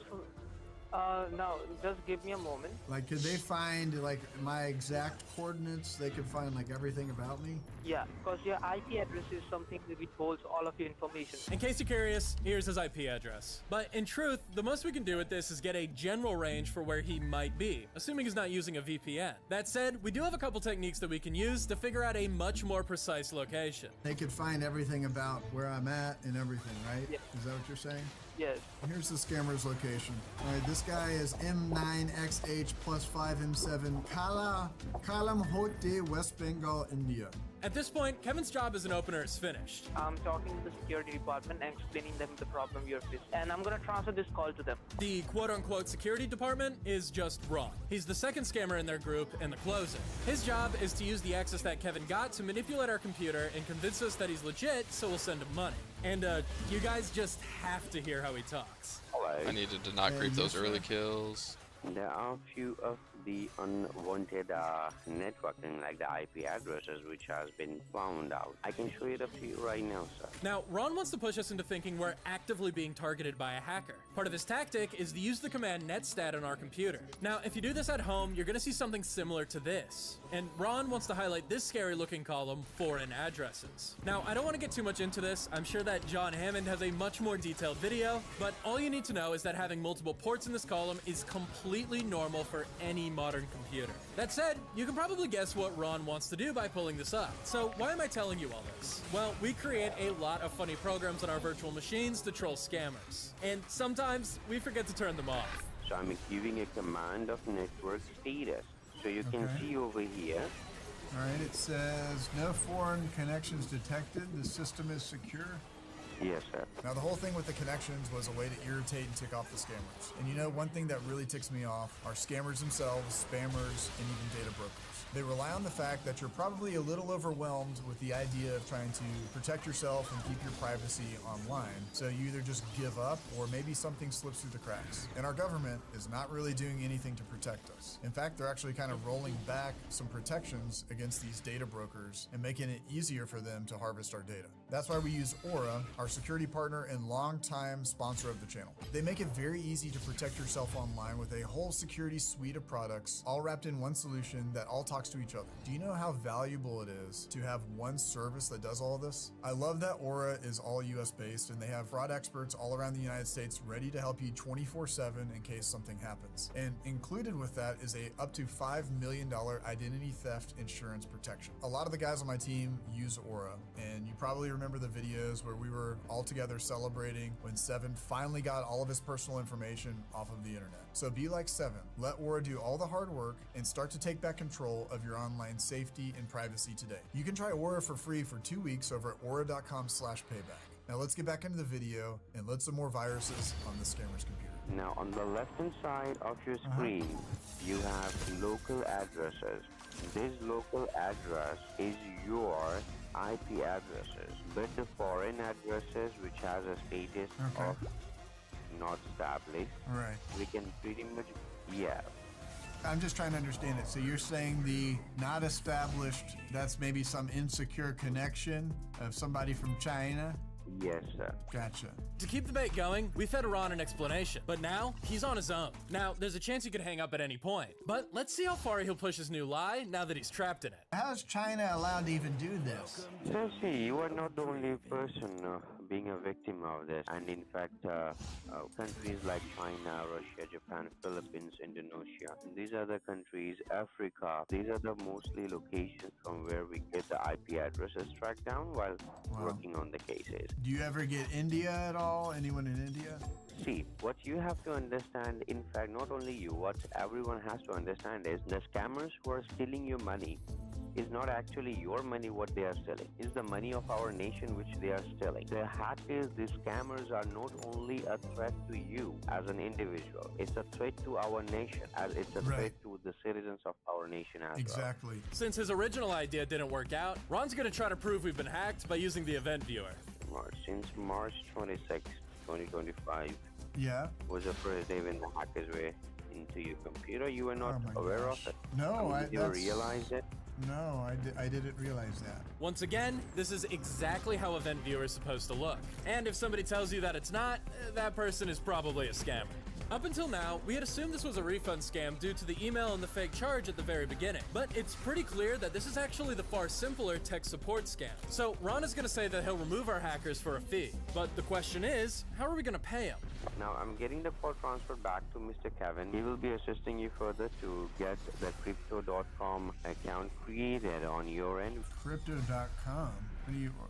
What's crypto.com for? Here, Pierogi was just trying to play into his character, but judging from what happens after, it seems that Ron misunderstood. I don't know if he's getting suspicious or not. I don't think he is, but... Oh, he's hanging up on me. He hung up on me.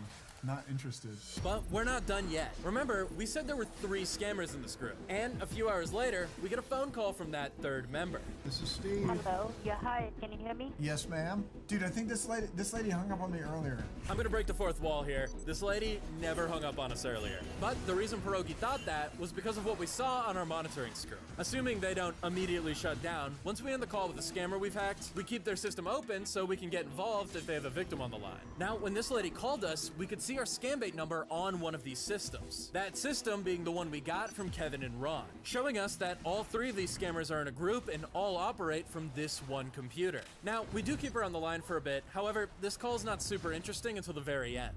I had to go to my bank to do something about the hackers. Right now your bank are closed, right? No, my bank's not closed. I live in San Diego, darling. San Diego. But the time is right now, what is your time right now? 2:26. Okay. San Diego, DIEGO, time 2:27. See, I told you. Yes, of The course. scammer's looking that up on her computer, and I'm telling it to her before she says anything. Oh my gosh. At this point, it was pretty late for these scammers, so they shut down. However, with their scam machine hacked, we had unlimited access to investigate. Up until this point, they were just another scam operation. But during our investigation, we noticed that they did something so disgusting that it left us no choice but to shut their operation down for good. Remember when Kevin wanted to connect to our phone rather than our computer? Well, here's why. What you're looking at is the scammer's screen, and they're currently connected to a victim's phone. Kevin's the one on the line right now, and as you can see, he's typing in Ron's information to be saved as a contact. You want me to save it? Yes, he's from the security department. You don't need to tell him anything. He will be helping you further with the rest of the process. Okay, thank you very much. This is a super dirty trick. By saving the contact, they're bypassing any kind of spam or scam filter. But it's worse than that. Consider this. Your grandmother just had her computer freed from hackers with the help of a man named Ron. But suddenly, she notices her computer is running slow. Or she visits a website that has some kind of scam pop-up that she thinks is a virus. Or she gets another scam email from a group that's totally separated from these guys. Who do you think is gonna be the first person she's gonna call? We can go the other way too. Ron needs some money. He has your grandmother's number saved. As soon as he calls, she picks up. After all, this is Ron Williams, the trusted security officer who already once saved her information. He doesn't have to try with Netstat or the event viewer. As soon as he tells her there's hackers, she'll give him whatever he wants to save her again. Well, these guys are a joke to us. We believe this group is pulling anywhere from $10,000 to $25,000 per month. And so, we devised a plan to give them a taste of their own medicine. This guy wants to claim that all these other countries are hacking our computers and everybody likes to blame Russia. So we are going to put Russian malware on his computer. So I got help from my wife, from Mrs. Pierogi. My używ nutri skoro przyjdziemy za tobой. Przyjdziemy, sorry. Skoro przyjdziemy za tobой. No, I like the second one because I can say that one actually. We are already inside, soon we'll come for you. Ladies and gentlemen, 12-year-old Taylor Swift. Very early on, she just knew she was going to have to work hard. But I don't think you ever, for a split second, think it will become this. What if I did a tour that celebrated all of these moments in my life? This is the biggest challenge any of us has ever done. There's something very special about that.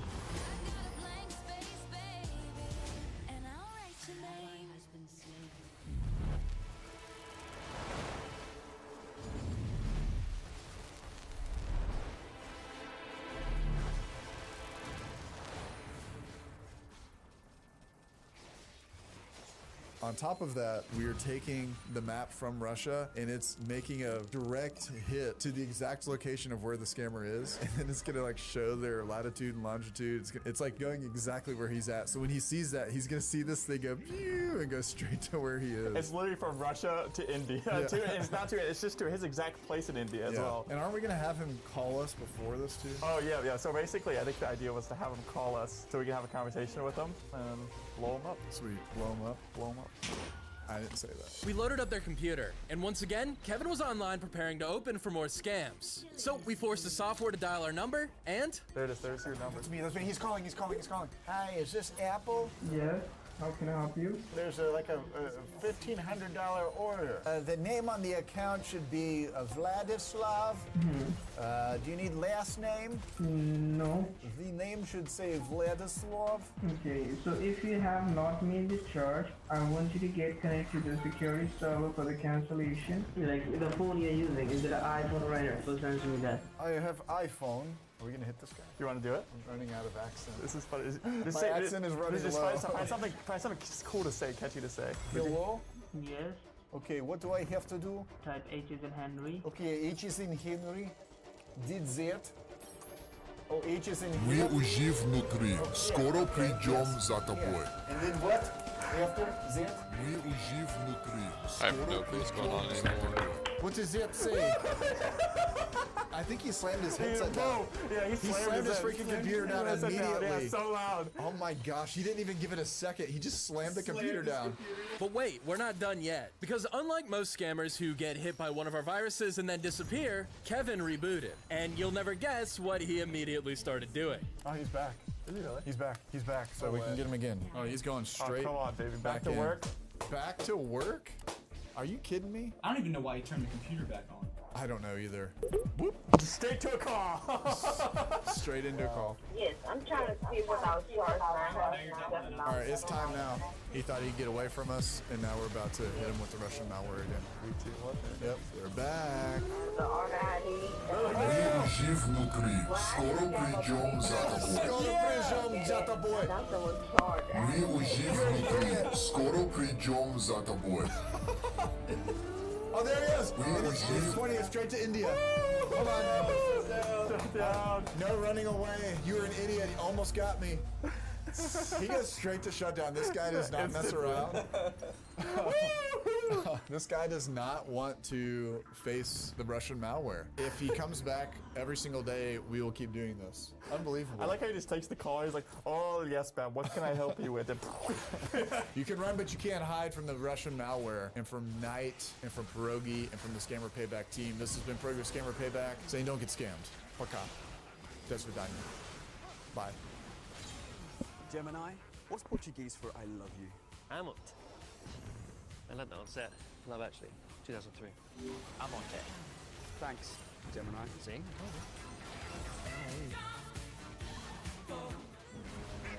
I think I need to fight Wukong. Or they're just gonna feed.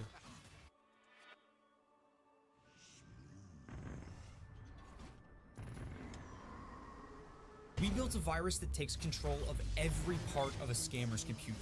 We're going to be weaponizing their keyboard, their mouse, their screen, even their speakers. We take those. And now, we're going to use it to see just how far we can push these scammers. All right, so this guy's in the middle of a scam, as you can hear. We're going to disrupt the scam. Hopefully he gets mad. That's the goal. Mouse, random, drag. Whatever they want to do. Honestly, I would have done the same shit. Pro.4262.amd64FRE.GE_release boss. What is going on? What did I unleash on this guy's computer? Before we did anything crazy, we got to make sure our virus actually works. Hi, thank you for holding the line. My name is Alex. I'm the senior supervisor. How are you doing today? How are you, Alex? I'm fine. The fact that they have Miss Rachel on the fucking anti-Semitism list. For 2 years, she's flooded her Wild. platform with one-size children, and when it comes to Israeli children, she offers crumbs. That isn't humanitarian.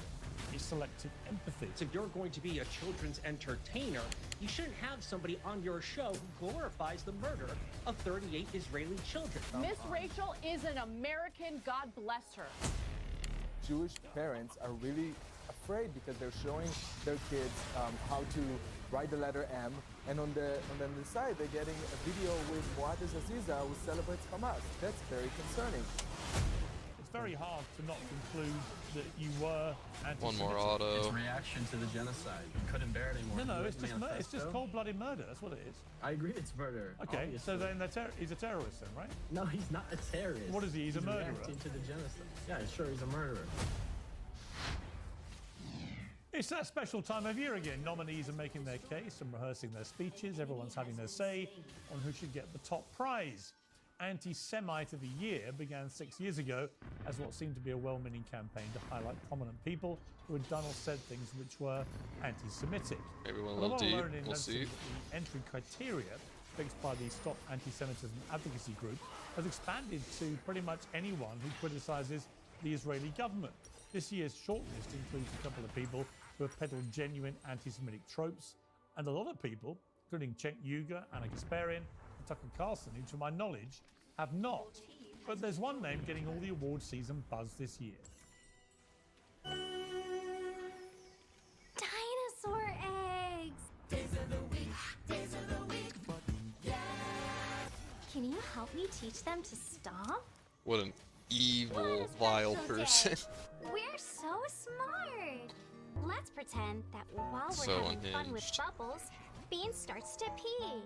Bean, you're peeing on the floor. Pee goes in the potty. Let's walk to the potty. The Frame Pro with wireless One Connect box. Yes, it's Miss Rachel, the massively popular children's YouTuber who teaches toddlers, amongst many other things, how to use the potty. Critics say she belongs on the list because she's used her enormous platform to advance mass propaganda. She posted this video featuring one of her most popular songs to highlight a 3-year-old Gazan refugee who lost her legs in an Israeli airstrike. Wake up, little bunnies! Skip, little bunny, skip, skip, skip, skip, little bunny, skip, skip, skip, little bunny, skip, skip, skip, skip, don't stop. Glenn Greenwald, who is Jewish, posted yesterday, most people now see that anti-Semitism has no operational meaning beyond one who criticizes Israel. But having Miss Rachel win will make that clearer, even for the few who don't yet see it. Her crime is speaking sympathetically of Gazan children. Vote Miss Rachel. But does he have a point? Joining me to debate this, a 2025 Anti-Semite of the Year nominee, alongside Miss Rachel, Anna Kasparian, who's also the executive producer and host at The Young Turks, Jake Donnelly, aka the Red, White and Blue Jew, Hen Mazik, Israeli influencer and author. So welcome to all of you. All right, let's start with you, Anna Kasparian. You're on the list. You've been nominated. How do you feel about that?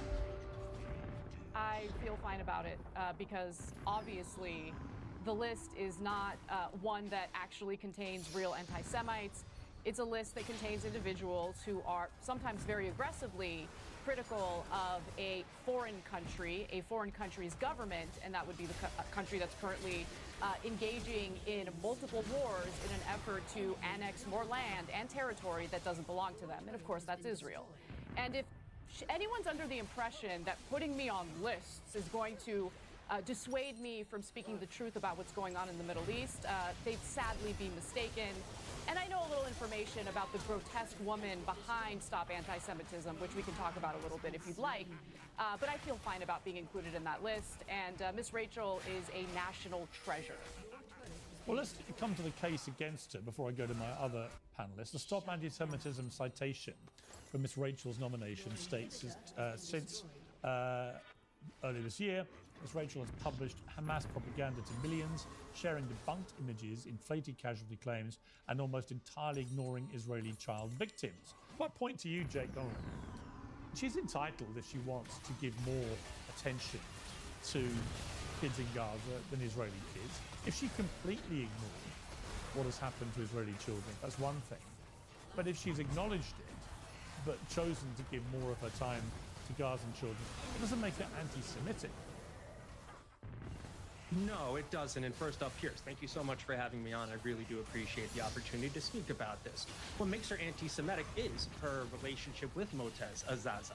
Because if you're going to be a children's entertainer, you shouldn't have somebody on your show who glorifies the murder of 38 Israeli children. That doesn't make any sense to me.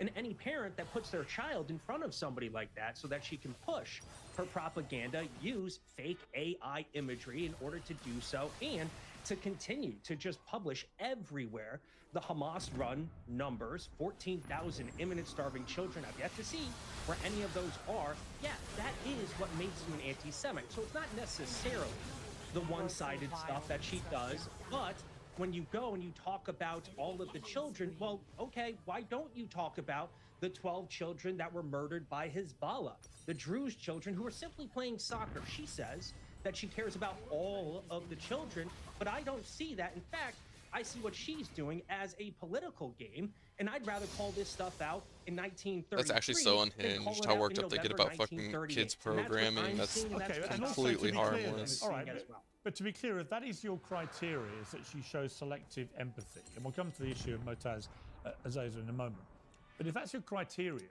should we then apply the same criteria to any pro-Israeli commentator on social media or on the airways, wherever it may be, who has shown selective empathy towards the plight of Israeli children, but never addressed the plight of Palestinian children?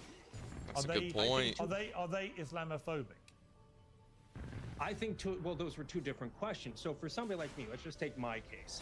You will see on my actual X page that I am constantly republishing, reposting, and commenting on the Center for Peace Communications, which are the people who are pushing the Palestinians that are against both Hamas as well as the Palestinian Authority. So when it comes to people who are acting entirely one-sided, I don't want any of that. We have Anna here, and actually, from my opinion, Anna's not the worst of the worst by any stretch of the imagination. But do you believe she's anti-Semitic? No, I do not. I do not believe that Anna is anti-Semitic. Okay. I think that she can sometimes be easily manipulated. and push the same Hamas-run Ministry of Health numbers. And that out of he interest, well, out of interest, Jay. And Jay, before Anna, I'll come to Anna. I'll let you respond. Let's talk about data. No. I get to respond to that. Let's talk about data from the IDF. The IDF's internal data. I don't read American media on what's happening in the Middle East.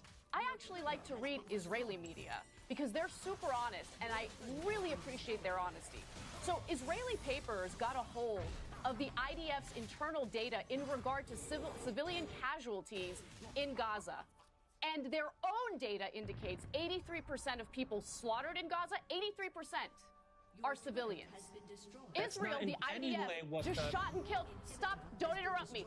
IDF just shot and killed an 8-year-old and an 11-year-old in Gaza, claiming that they had crossed the yellow line when no such thing happened, and they tried to make it seem as though an 8-year-old and an 11-year-old are literal militants deserving of the type of slaughter they were met with. Okay? Listen, I am not going to sit here and just stomach the ridiculous propaganda and lies that keeps getting regurgitated over and over and over again. You guys have to find better talking points. You really do. Because these have been debunked over and over again on this show.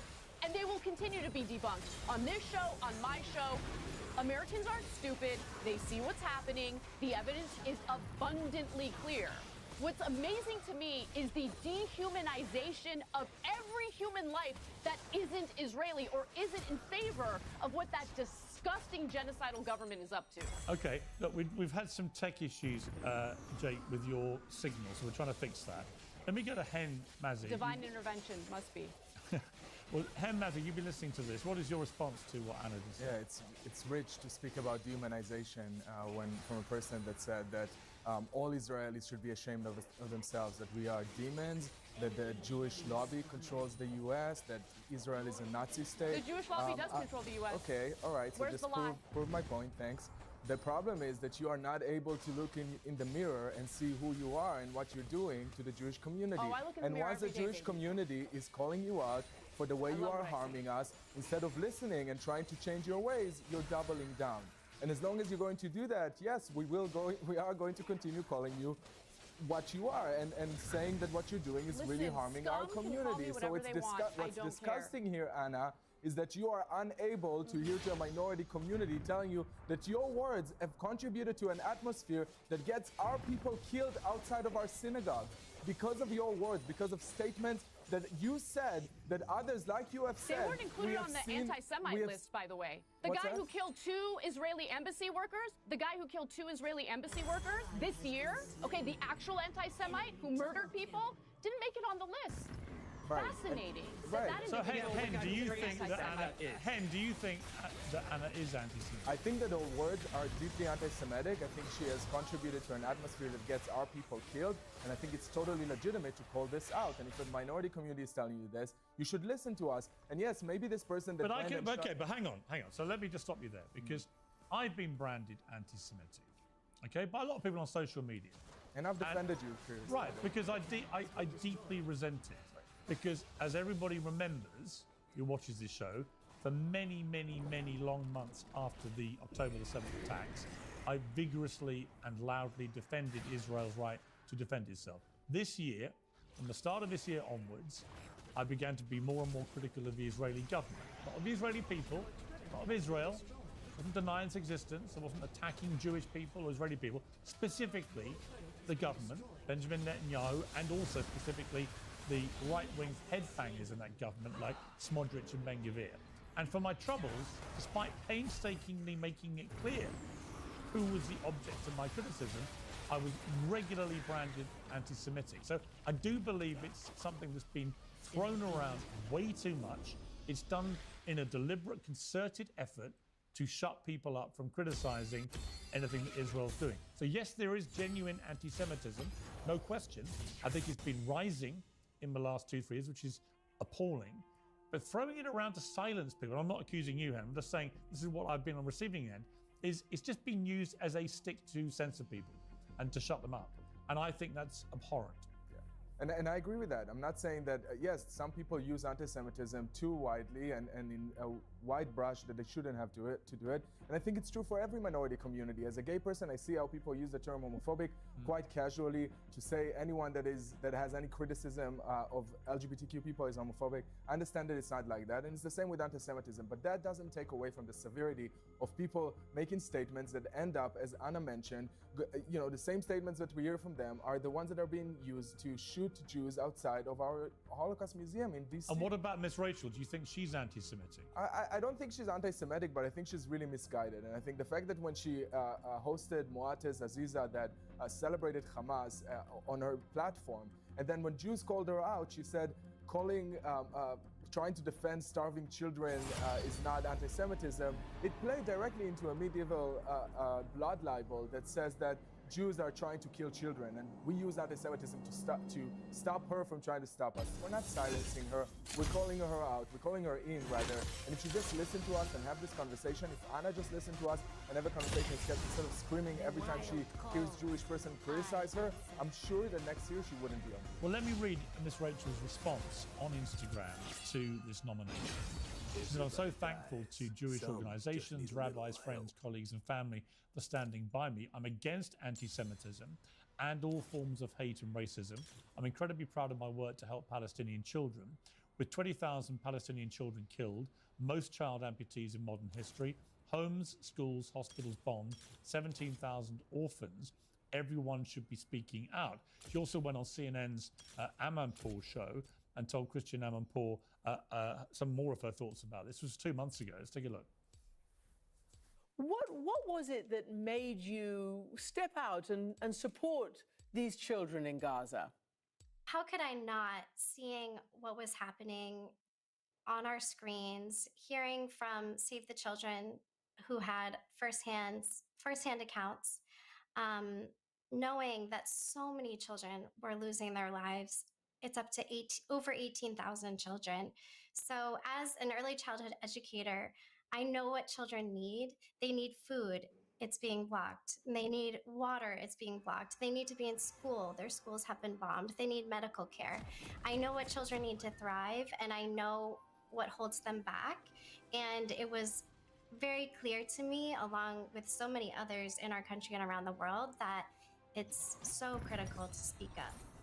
And she also addressed the criticism she'd faced. This was before this new nomination came out.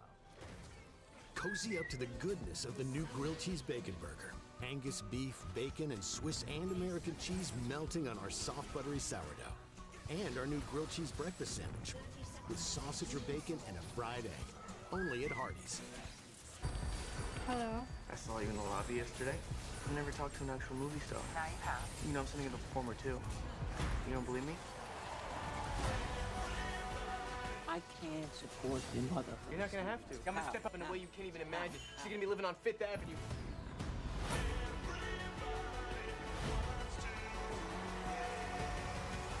And what do you plan to do if this whole dream of yours doesn't work out? That doesn't even enter my consciousness. Were you ever worried? Because even before you spoke up, it was a hornet's nest of controversy. The idea of speaking up for, let's face it, Palestinian children after October 7th.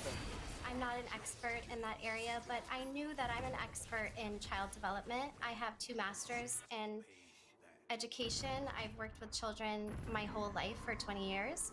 Seeing the images of the children, there was no question that it was the right thing to say something. Okay, so Jake, when you hear what she says there and you read her statement, she's very keen to stress she's not anti-Semitic. She doesn't hate Jewish people. So why would she be targeted in this way? Well, we've already discussed it. When you are a children entertainer and you bring somebody on who glorifies a day in which 38 children were murdered, well, we're going to have some questions as to... But I've had people, but my response to that is I've had many guests on here on the pro-Palestinian side, not who've glorified October the 7th, but certainly who've refused to condemn it. So does that make me anti-Semitic for giving them a platform? no, you're a journalist, you're not a children's entertainer, although sometimes it can get pretty childish on this show. But that's not the case here. And if we're talking about anti-Semitism, That rubbed him the wrong way.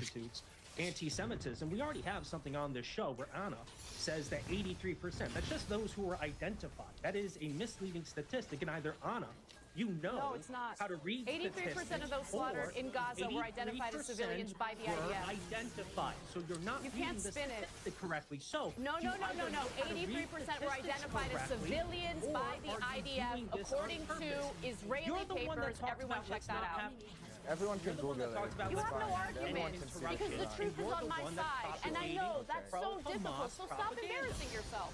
Well, Anna, let me I'm not ask you though. embarrassing myself. I Anna, understand let me ask statistics and Anna you this. Hang on. Let me ask Anna this question.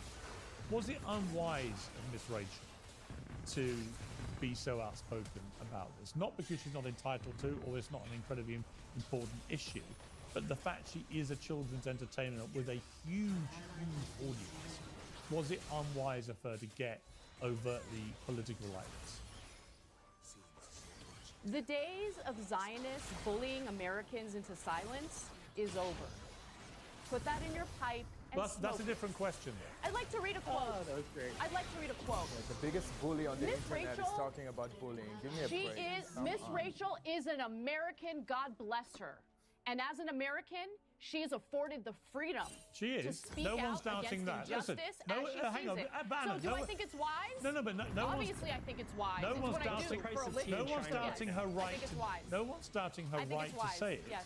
But it's whether it's. Answered your question. I think it's wise. Because they're going to call everyone an anti-Semite. What would you say as if she- long as you're all not right, but bowing down what to would the she government say- of Israel, they're going to call you an anti-Semite. Right, They but don't what- even care about the value of Jewish lives here in the United Okay, States. but Anna- if those Jewish individuals are critical of Israel, But Anna, it's if it all was- about Israel. All right. This is about an ideology, not about an identity, a heritage, a religion, or an ethnicity. Okay, but if it Make was- sure you realize that. Okay, because but if it was a- weaponizing anti-Semitism for Israel's purposes is so All right, disgusting. but if it was a children's entertainer who was pro-Israeli, yeah. Oh, Anna would have. what would you say? And be honest about this. If she is showing the humanity of Israeli children, why would I have a problem with that? Oh, come on. Really? And Pierce, you've had me on this show multiple times. Yeah, I 100%. But if you had me on deem- this if show you multiple deem she times. only You cared about asked me Israeli kids- multiple times. Right. But if you Do you deem know she what year cared. it is? Pierce, do you know what year it is? Okay, it's not October 7th, 2023.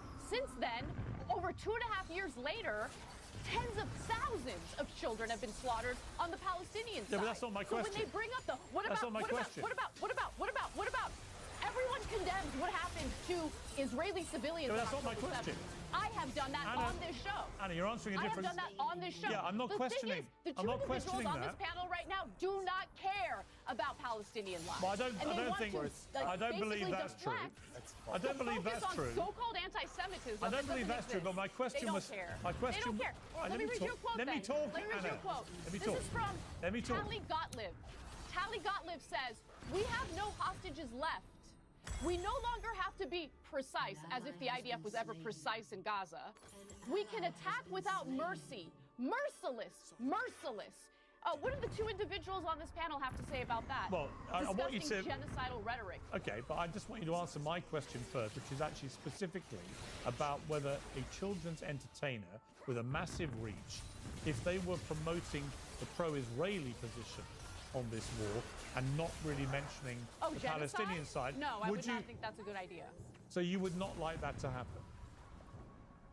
If they're promoting genocide, I would not. That's not what like he asked. that. No, I no. would think If they were being supportive of Israel, but they weren't mentioning the Palestinian quite much, what would you say about that?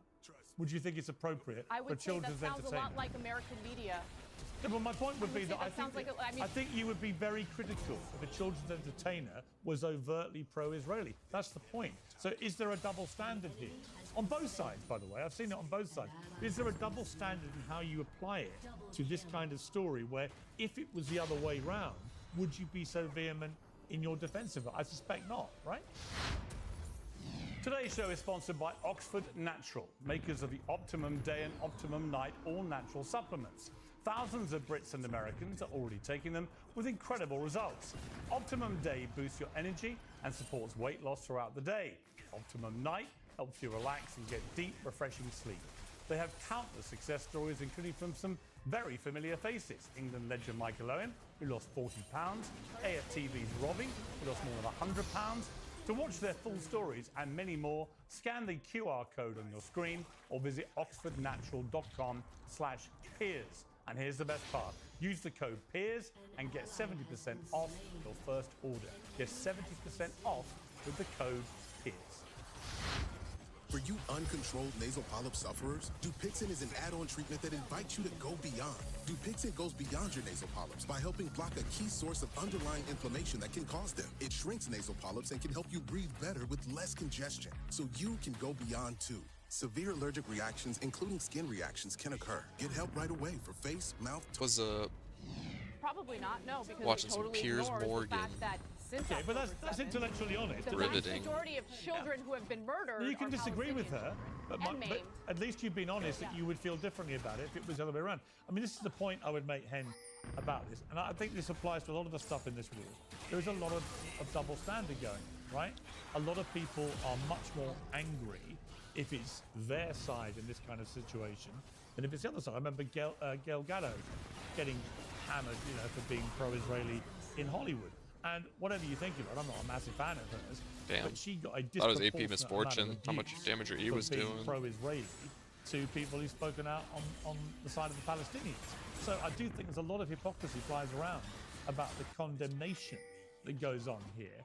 And I do wonder if Miss Rachel had been spouting pro-Israeli sentiments and people believed it was disproportionate to her pro-Palestinian, whether everyone currently racing to defend her would have defended her. Right, of course not. And I think the problem is that Miss Rachel has, 18 million subscribers on her YouTube channel. It was the most successful Netflix opening show, her children's show.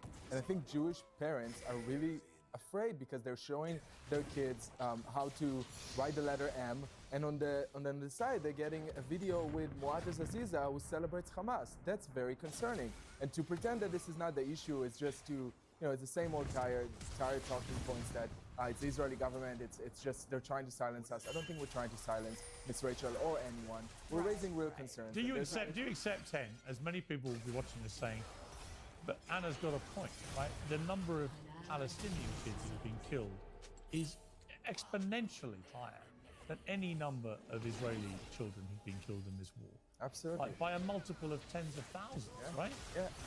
I didn't mean to type that. Count bodies. For me, every child that is killed is horrible. And yes, I fully condemn the fact that Palestinian children were killed in Gaza and there's still conflict going on. And I hope with all my heart that there will be a different government, that the Israeli government would be replaced, and that we will have a better future for both Israelis and Palestinian children. And I fully agree that there's double standards and hypocrisy on both sides. And I think people that are just pulling us to the side and to the extreme, like Anna and others, are not helping us. Israelis and Palestinians deserve peace and coexistence and humanity. That's all right. Well, let me bring in another guest. Stop Anti-Semitism put Guy Christensen, a pro-Palestinian TikTok influencer, on the list too, because he openly endorsed and glorified the murder of 2 Israeli embassy employees in a Washington, D.C. shooting. So the timeline of that was in May this year. A gunman named Elias Rodriguez murdered 2 employees of the Israeli embassy in Washington, D.C., reportedly chanted "Free, Free Palestine." Now, you didn't want to appear as part of the panel, Guy Christensen, so we'll get their reaction after I've spoken to you. But it's very hard to not conclude that you were anti-Semitic. I mean, you were actively supporting an attack on 2 innocent people in Washington, D.C.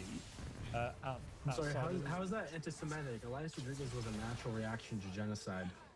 Well, no, you're actively supporting somebody cold-bloodedly murdering 2 civilians. They're not civilians. They work for the state of Israel. Well, they are civilians. They're not in the military. They work for the state of Israel and they advance the Zionist project on behalf of the state. I think that's criminal. So any diplomat anywhere in the world is fair game for you? I mean, it's fair game for Israel. Right, but that's anti-Semitism, isn't it? You're targeting them because they're Israeli diplomats. No, they're not.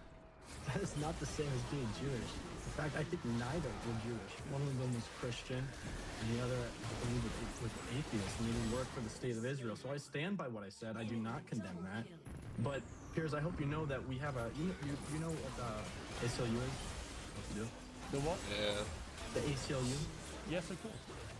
Yeah, of course. We have a case going on suing over the fallout from this. Right. Because I was being smeared as violent, inciting violence, celebrating this murder, none of which is true, and we're going to win this case. Well, I think you. Well, I mean, look, I don't want to preempt your case, but when you say when you say this murderer was not a terrorist, he's a resistance fighter, and when you restate your belief that the shooting being used to weaponize violence against Palestinians, we will meet it with our own greater resistance and escalation. Clearly, people will see that as a direct threat against other civilians. Why do you think resistance happens?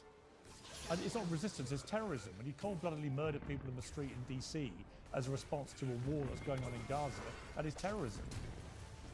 It's reaction to the genocide. You couldn't bear it anymore. No, it's just cold-blooded murder. That's what it is. It's murder. I agree with that. You agree it's murder? Encourage anyone. I agree it's murder. Okay, obviously. so then he's a terrorist, then, right? No, he's not a terrorist. What is he? He's a murderer. To the genocide. Yeah, sure, he's a murderer. And he's murdering. I'm not going to condemn him. Do you accept he was murdering for? Do you accept he was murdering? He couldn't bear watching torn apart Palestinian children. Sorry, wait a minute. Do you accept that he was murdering for political reasons? Yeah, I believe so. Okay, then that's a terrorist. That's literally the definition of a terrorist. You don't even know what terrorism is, do you? Well, guy, you don't. I'm sorry. And it's not funny. With all due respect, you obviously have no idea what the word terrorism means. That is literally the definition. The word terrorism means when you nothing murder somebody nowadays. for political motivation, just like the that word is terrorism. Anti-Semite means nothing when they give it to someone like Miss Rachel. You've literally just called him a terrorist, having denied he was a terrorist. Right, you've literally just said, sorry, Guy, with respect, let me speak, just to be clear, when I said to you, did he murder these people, you said yes. And when I said, did he do it for political reasons, you said yes. That is the definition of terrorism, and yet your response at the time was he's not a terrorist, he's a resistance fighter. And I put it to you, you have now admitted he's a terrorist. No, he's a resistance fighter. Yeah, it's very clear. Resistance fighters are not Palestinian terrorists. resistance is not terrorists. They're resistance fighters. He murdered for political reasons. He's a terrorist, by your own definition.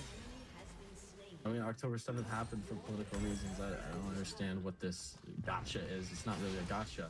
Terrorist It's not a resistance gotcha. I just fighter, don't think you know what a terrorist is. No, so when we you have say he different wasn't a names for them, terrorist, actually, literally, he was a terrorist. He was waging terror by murdering people for political reasons. That is terrorism. You don't know that, do you? No, it's a reaction to genocide. Well, and I condemn the genocide. That's not what you said in your answer. We need to get rid of the genocide, or else we're going to see more attacks like People this. People are going to watch this back and go, hang on a second. You said he wasn't a terrorist, but he murdered two diplomats. They can't stand it any longer, so of course things like this are going to happen. We must end the genocide, so we end all of the violence that comes with it. Right. You know, this genocide is poison on the world. So now you've established he committed an act of terrorism. Do you condemn it? No, I do not condemn it. I stand by. So you support terrorism? What's funny about that? Because that's not what I said. You've supported somebody who murdered people by your own admission for political reasons. By your own admission. Weak. Who committed an act of terrorism. Literally, that is what terrorism is. I did not think it was useful to condemn him because it's a reaction to the genocide. So you don't condemn terrorists? I don't. This is a gotcha. I don't condemn. It's not a gotcha. You're gotchaing yourself. Resistance. I don't condemn. You've literally admitted he murdered people for political reasons. That is a terrorist. We take those. And so you support terrorism. Resistance fighter. He's a resistance fighter. But you admitted he's a terrorist. I didn't admit he's a terrorist, Pierce. Can we move on? If somebody murders someone for political reasons, they are a terrorist. Do you not know that?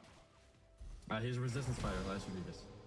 But he murdered people for political reasons. That's what you told me. Yeah, I believe he murdered them for political reasons. So he's a terrorist. No, he's not a terrorist. You're very confused, aren't you, Guy? This word? No, I'm not confused. You're very confused because you don't seem to understand what a terrorist is. So it's not surprising that you're confused about whether you should condemn it or not.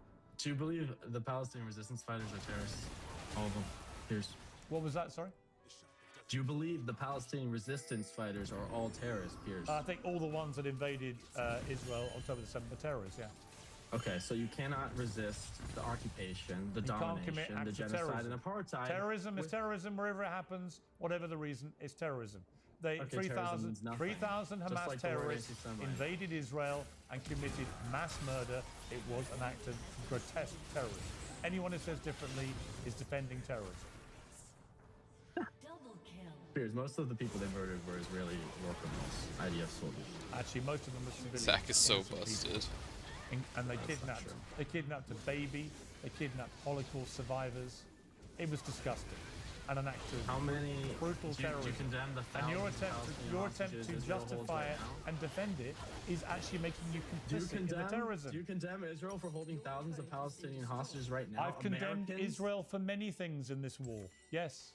I'm happy Do you to condemn the condemn. genocide? I'm happy I'm to not sure if condemn you've both called it out sides. yet. What I find I'm really struggling with is a lot of people have ideological views they spew out, thinking they know something about It's just the situation. humanity versus evil. That's yeah, what this is about. I know, but It's then on not the other hand, ideological. you think it's fine to murder innocent people in the street in DC for political reasons, which is an act of terrorism. You think that's fine? Piers, I don't. So don't Piers, I preach don't to me. encourage Don't it. preach, I with all wouldn't due want it to respect. happen. Do not preach to me about Listen. humanity when you have zero humanity about the That's not victims true of at that all. terrorist attack. I can't believe you would ever say that. Well, Piers, your humanity is I only do one. not encourage that. Your and I don't want humanity it to is happen, as I one-sided. said. Yeah. In fact, I think it was, contrary to the movement. As you understand, I was worried about it sparking or being used to justify a crackdown. So why would I encourage it or want to? You happen? How literally dare you said say we that will to me? meet it with our own greater resistance and escalation. Do you know what I advocate for on my platform? I know what you're advocating for on my platform. So you don't. You're The answer is defending you don't. political murder, which is terrorism. Literally, that's what you're doing. You just don't realize it. I know. I just didn't condemn it. That's all, Piers. It's a reaction to So you genocide. don't condemn Simple as that, terrorism. and I stand Just with what I one said. last time, to be clear, I don't you condemn, accept and I will you never, accept it ever was condemn politically the motivated Palestinian murder, resistance. but How you don't dare condemn you say it. that 2 years into this genocide? This is disgusting. Okay, but just to be clear, one last chance I'll give you. I don't need another chance. I'm not going to You've condemn admitted resistance. it was politically motivated murder, which is terrorism. Do you condemn it? I do not condemn it. Okay, Guy Christensen, thank you very much. Let's go back to the panel. Well, I don't think he showered himself in glory there, did he, Jake Donnelly? Because he seemed to have no concept of what terrorism is. He literally admitted the guy had committed an act of terrorism, politically motivated murder, wouldn't condemn it because he doesn't think that's terrorism. If anybody on my side performed that poorly, I would ask them to get off social media, never be a voice for my side ever again. And I think it's actually phenomenally hilarious that the guy committed, honestly, Here's Morgan career Lewis just suicide tries to just stir now shit. because he did his own fake death hoax when he was back in high school. So you know what? It's the second time. Sometimes he asks good Let me bring questions. Anna in. Look, Anna, Most of the time, thing just is, stirring I shit. thought that was pathetic, that interview. This is a guy who doesn't even really understand what the word terrorism means. So, all right, he's what he is. But I can understand why somebody like him would be on that list after that interview. I don't understand why you are. I've never heard you be, to my mind, anti-Semitic. I don't think Miss Rachel is anti-Semitic. I think she was probably ill-advised to platform Motaz Azaza. I can accept that criticism of her, but her statement seems pretty unequivocal to me. You know, my view is anti-Semites don't hide it. They're quite happy to be anti-Semitic. They don't. They're quite happy. They're quite happy to say they hate Jewish people, right? I mean, it's a bit like all these things. It's like proper racists don't hide it. They're quite happy to say they hate people because of their skin color. Proper homophobes don't hide. So this is why I hate these tags being applied to people when they're making legitimate criticism of governments or institutions or whatever. There's a world of difference. And if someone says emphatically, I'm not anti-Semitic, I have no problem with Jewish people, then I don't know why we wouldn't believe them, unless they've said things to the contrary. Well, At Vistaprint, we print signs so people can see your brand up close. But we also print signs so that people can see your business here, see it here, and see it here, so you stand out. Even when they're way back here. Get 50... Well, Piers, let me give you an analogy because I think this will help you kind of understand my worldview and how I grew up, how I was raised. So I'm Armenian, at least my heritage is. Both my parents are Armenian. And growing up, of course, we spoke about the Armenian genocide. And I've heard all of the stories. I know what happened to my ancestors in the Armenian genocide. And when I was in 5th grade, for the first time in my life, I met the first Turkish person, a Turkish student by the name of Tanya, who came to America and was one of my classmates. Because I knew about what happened to Armenians in the genocide, I started bullying her. And I got sent home. And my parents, you know, they're a little old school, so corporal punishment is not frowned upon. But my parents basically told me, they're like, what you did is disgusting. Hating someone simply because they're Turkish is wrong. And what you have to do is look at the system, the government, the entities that carried it out. You can't blame it on the entire Turkish population. This is just a little girl, and what you did is wrong and hateful. In fact, you're lowering yourself to the same type of thinking that the genociders had engaged in. And I kept that lesson with me throughout my entire life. So when I had an opportunity to work at the Young Turks, and I knew that even Cenk Uygur, okay, who I love and respect, did not acknowledge the Armenian genocide, I had a decision to make. Do I hate this man and just write him off? Or do I engage in conversation? And throughout the years, through the debates we had, he absolutely changed his mind, realized he was wrong, now acknowledges the Armenian genocide. But the point that I'm trying to make with that is, you have to judge people as individuals. If you don't do that, then you are guilty of the same hate, the same racism, the same Islamophobia that the current Israeli government is engaging in.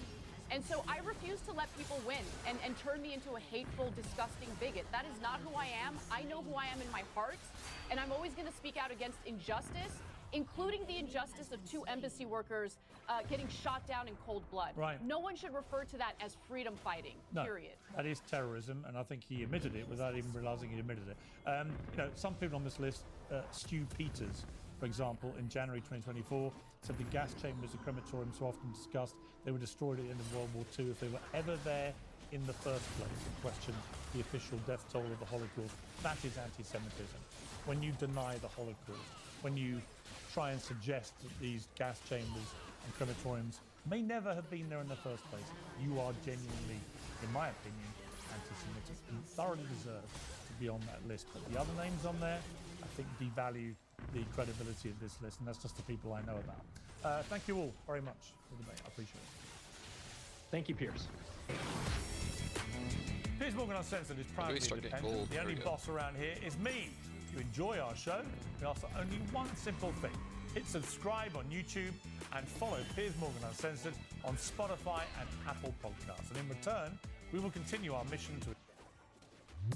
When you're watching the other football but don't want to ask your friends, what's offsides? And how can I sound like I know a lot about the game? You can just ask Google all of that at once. Oh, so that's it. Who values an Ivy Tech degree? Well, over 20 Indiana colleges for starters, as partners in our Guaranteed Admissions program. Who else? The 70,000 plus high school students who earn college credit each year. Get started today at ivytech.edu. Ask him if Putin has photos of Trump blowing Bubba. This was the content of an email written by Mark Epstein to his brother, Jeffrey Epstein. And when this email leaked, it basically broke the internet in a sense. Okay, that's a very millennial thing to say. I'm sorry about that. But it certainly raised eyebrows. It caused quite a bit of suspicion. Who's Bubba? Why does Putin have photos of this guy, Bubba, having a great time with second now term U.S. President Donald Trump? Is Bubba the reason for all the obfuscation of the Epstein files? The fact that they didn't exist, then the fact that they now do exist, that there's an actual government project name where they spent over $800,000 trying to redact names from the Epstein files. Maybe they're the names of victims. Maybe they're the names of Republicans. Maybe they're the names of very rich Democrats who play ball. I have no idea, but that's the point of this video, is to do as much research as possible and hopefully not get shot 2 times in the back of the head by my own gun. By the way, I love conspiracies as much as the next person. This is a pretty insane rabbit hole that exists on the internet right now that's very popular and part of the zeitgeist, so it's worth talking about, I feel like. But always do your own research and try to find information from sources that are bipartisan and not just from one angle, which is what I'm getting better and better at doing, I would like to imagine, as an adult man. I've never seen as much gaslighting as I have over the last couple months of people, for some reason, being on the side of Jeffrey Epstein. I don't understand that. People who really hated him last year and now they really love, seems like they love Jeffrey Epstein, so I'm not sure. I don't get that much, to be honest, and it's kind of embarrassing, really. We are now living in bad fan fiction, or some kind of AI-generated nonsense slop. But if AI existed when, like, George Orwell was writing. But no! These are real email exchanges between two brothers, thinking that these would stay private conversations until the end of time, but alas, they're not. They're out. And this was just a year before Jeffrey Epstein would be arrested and later die magically in prison. And I say magic because that's what glasses are. They're magic. How does the medicine get in the head? That's what I want to know. The leaks keep raising questions for people that are implicated in the leaks that their teams now have to continuously try and squash. There's some very large names in these files, but few people in the files have taken quite as much flack as Donald Trump and former President of the United States, Bill Clinton, who is not a sexual deviant in any way. At least that's what I heard. What do you mean? Who's Monica Lewinsky? What kind of painting was in Jeffrey Epstein's billion-dollar apartment in New York City? Who was in it? Strange. Are you sure we're thinking about the same Bill Clinton? Saxophone player? Bill Clinton? Are you sure? Okay. Well, maybe I'm just wrong. Bill Clinton's team has continuously tried to squash the Epstein stuff for the last few weeks, but things keep popping up every single leak like whack-a-mole. And the Clinton connection has become even more pertinent because Bill Clinton's nickname is Bubba. All right, and you can kind of see where everybody's going with this. I'm obviously not the first person to put these two things together. In fact, I'm not really one to know what Bill Clinton's nickname is. But Bill Clinton and Jeffrey Epstein, they rubbed shoulders a few times. How much time did they spend together? Because if you listen to the Clinton PR team, none at all. They didn't know who they were or anything, but obviously. That's the Prince Andrew playbook. But were they closer than the Clinton team would lead us to believe in a post-Epstein world? That is, after his death. What kind of dirty laundry is in the closet or skeleton? You know what I'm saying? This video started as a bit of an addendum to the now ongoing Epstein file rollout, and then spiraled into a genuine, unbelievable deep dive and rabbit hole. And I think as an American citizen, it is my First Amendment right to exercise my freedom of speech and look at all publicly available information on the people who have been elected to control our country and then make videos about that if I want to, right? Without speculation, without allegation, but rather I will use federal investigations, the papers from those federal investigations, the information that has resulted from those investigations to make content that I can then show you, the viewer of the Oberville channel. Maybe we can learn together. It turns out Bill and Hillary Clinton have been subjects of more federal investigations than perhaps any other American political couple. And both, as you probably know, were at the top of their political party at different times. Bill in the 90s and Hillary around 2016 when she lost to Donald Trump. Bill was president and Hillary was nearly president, winning the popular vote but not the Electoral College. After multiple independent counsels, congressional committees, FBI probes, and over $70 million in investigation costs, the record shows a complex pattern. Convicted associates, findings of rule breaking and carelessness, but no criminal charges have ever been brought against either Clinton personally. So you could say they're living the American dream. The two have faced a lifetime of controversy spanning from the 1978 Arkansas real estate scandals to the 2025 Epstein document releases that we are now living through. Now, a lot of people say if it walks like a duck and it talks like a duck, it's probably a duck. But I don't think this logic apply to a career politician accused of misconduct, crime, and scandal relations. It does not apply. Sorry, I'm not able to fully finish the words of my sentences, so I have a defense in court. I'm gonna be stupid. That's like the whole thing. It's like, I didn't know. I typed it into AI. I asked Grok, and this is a 100% Grok generated video. So blame Elon. Imagine if this was a Grok video. That would be so funny. Oh my God. Grok, is this true? So how exactly did the Clintons become the Clintons? In order to find this out and paint the full picture, we have to go to the very start of Bill Clinton's political career, in which it seemed he was paving the way for a future of scandal and controversy, all the while with his wife, Sabrina Carpenter. I mean Hillary Clinton, who has been by his side from the very beginning. Bill, whose full name is William Jefferson Clinton, attended Yale Law School from 1970 through 1973, but met his future wife Hillary, another student, in 1971 when he couldn't stop staring at her, which led her to approach him, introduce herself, and the two soon began dating. He couldn't stop staring at her, and that's how they met. A tale as old as time. In 1972, the two became campaigners for George McGovern, a Democratic Party presidential candidate who would go on to lose to Richard Nixon. That's right, Tricky Dick. While McGovern may have lost, the two learned a lot about the political process and made very important connections. Sarah Ehrman was one such connection, a politician who described herself as first a Jew, second a Democrat, and above all, a feminist. Sarah would be a mentor of sorts to Hillary and later an advisor to Bill during the Israeli-Arab conflict under his presidency. The first time either of them would attempt to run for a public office would be Bill's run for the House of Representatives in 1974 at just 28 years old. This is what that mother looked like when he was 28 years old, 1 year younger than me. In this race, he was going up against John Paul Hammerschmidt, a Republican incumbent who held a lot of influence and public favor and had already held the seat for 8 years and would continue to hold it until his retirement in 1993. That old Hammerschmidt knew what to do. I mean,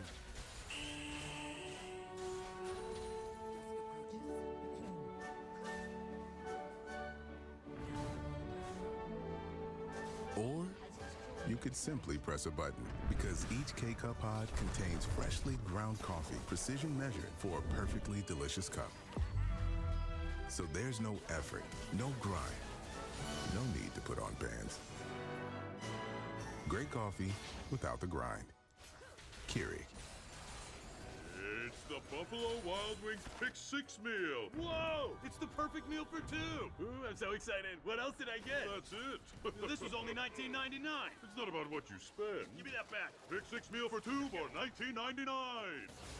terrible name, but, you know, pretty good tenure as a politician. This loss was the first of only 2 political losses Bill Clinton would suffer in his political career. But even then, he still had the support of 48.2% of voters, just barely shy of winning. It's the closest anyone came to beating the Hammerschmidt in his nearly 3 decades in office, and it was from a first-time runner who wasn't even 30 years old yet. Very impressive to start. And when Hillary and Bill were later married in their living room in October of 1975, they were cementing their future as a powerful couple that had the potential to create a political dynasty. And rather than risk his political future before it truly got started by challenging and potentially losing to the Hammerschmidt again, Bill shifted his attention to the Attorney General role for the 1976 election. I believe I have the qualifications necessary to give you the best in the Attorney General's office.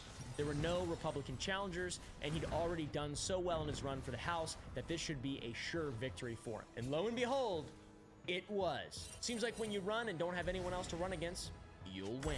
He won with 55% of the vote, leaving the remaining 45% split between his other Democratic opponents, Clarence Cash and George Jernigan. And since he won the Democratic primary and there were no Republican challengers, he was headed straight to the seat. It looks very good in the polls.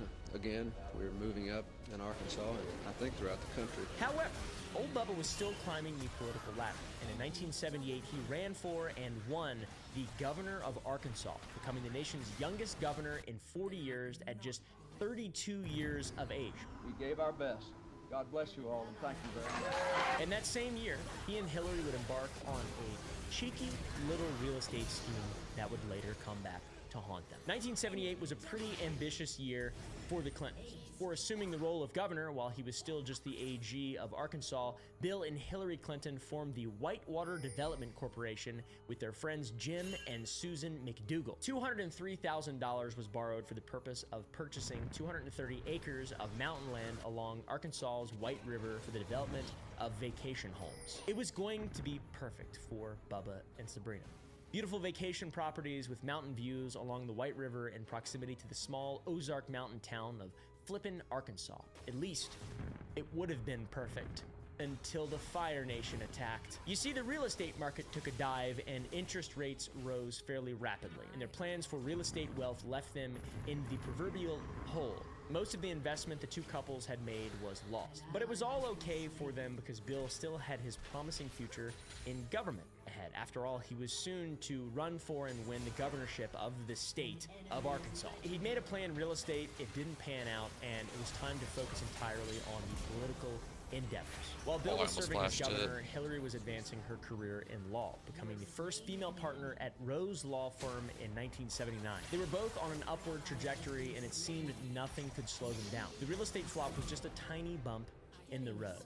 Just kidding. The climb would flatline in the 1980s during Bill's re-election campaign for governor, in which he lost big time. It was an election campaign that faced fairly complex issues. Clinton had increased fees on automobiles and raised motor fuel taxes, and had his political career hurt further when his friend, President Jimmy Carter, sent 1/5 of the 125,000 Cuban refugees that arrived in America to Fort Chaffee, Arkansas, resulting in rioting that saw 62 people hurt and 4 buildings set ablaze. That is a really wild event, by the way, that probably deserves its own video at some point. It's insane American history. During this time, after the series of events, I actually don't know what he's talking about. Arkansas, resulting in rioting that saw 62 people hurt and 4 buildings set ablaze. That is a really wild event, by the way, that probably deserves its own video at some point. It's insane American history. During this time, after the series of events, it made the Arkansas Democrats appear to be completely incompetent idiots, and the Republican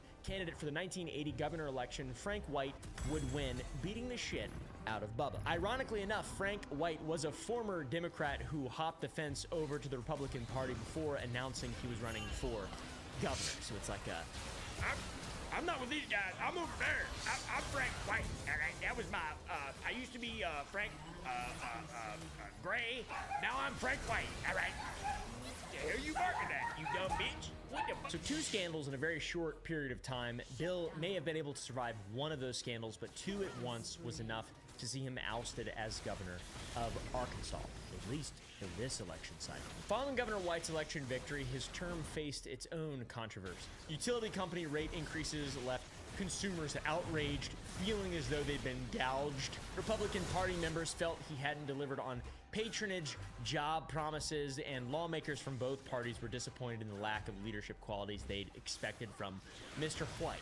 Bubba Clinton wanted back in, and on May 23rd, 1982, the Washington Post reported Wonderkind seeks second chance with the quote, "I'm offering my experience as governor and my experience in losing in 1980. Says the one-time Wonderkind of Arkansas politics. I'm asking for a second chance. And when Clinton and White went head-to-head again in the 1982 election, Clinton won the governorship back from White. It's kind of like the plot from the first 2 Rocky movies, but instead of boxing, it's politics. It's Rocky 1 in 1980. Clinton is Rocky and White is Apollo. He loses tragically. And then in the rematch at Rocky 2, Clinton wins against Apollo, aka White.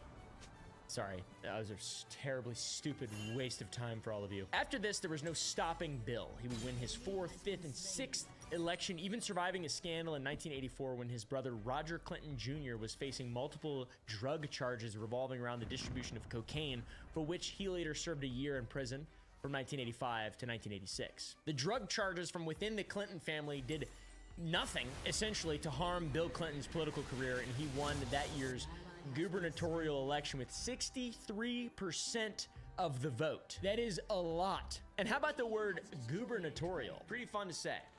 Drink some water with me. Pause the video, press the like button, pause the video, get you some water. Who did you get?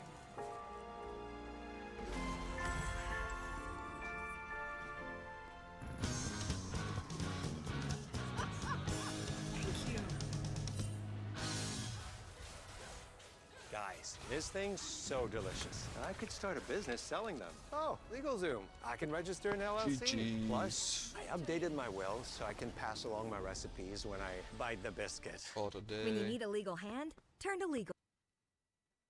And drink it. The rabbit hole goes deep. The rabbit hole has yet to begin, really. It was when Clinton began to eye the presidency that ripples from years before would start to rock his hairy boat.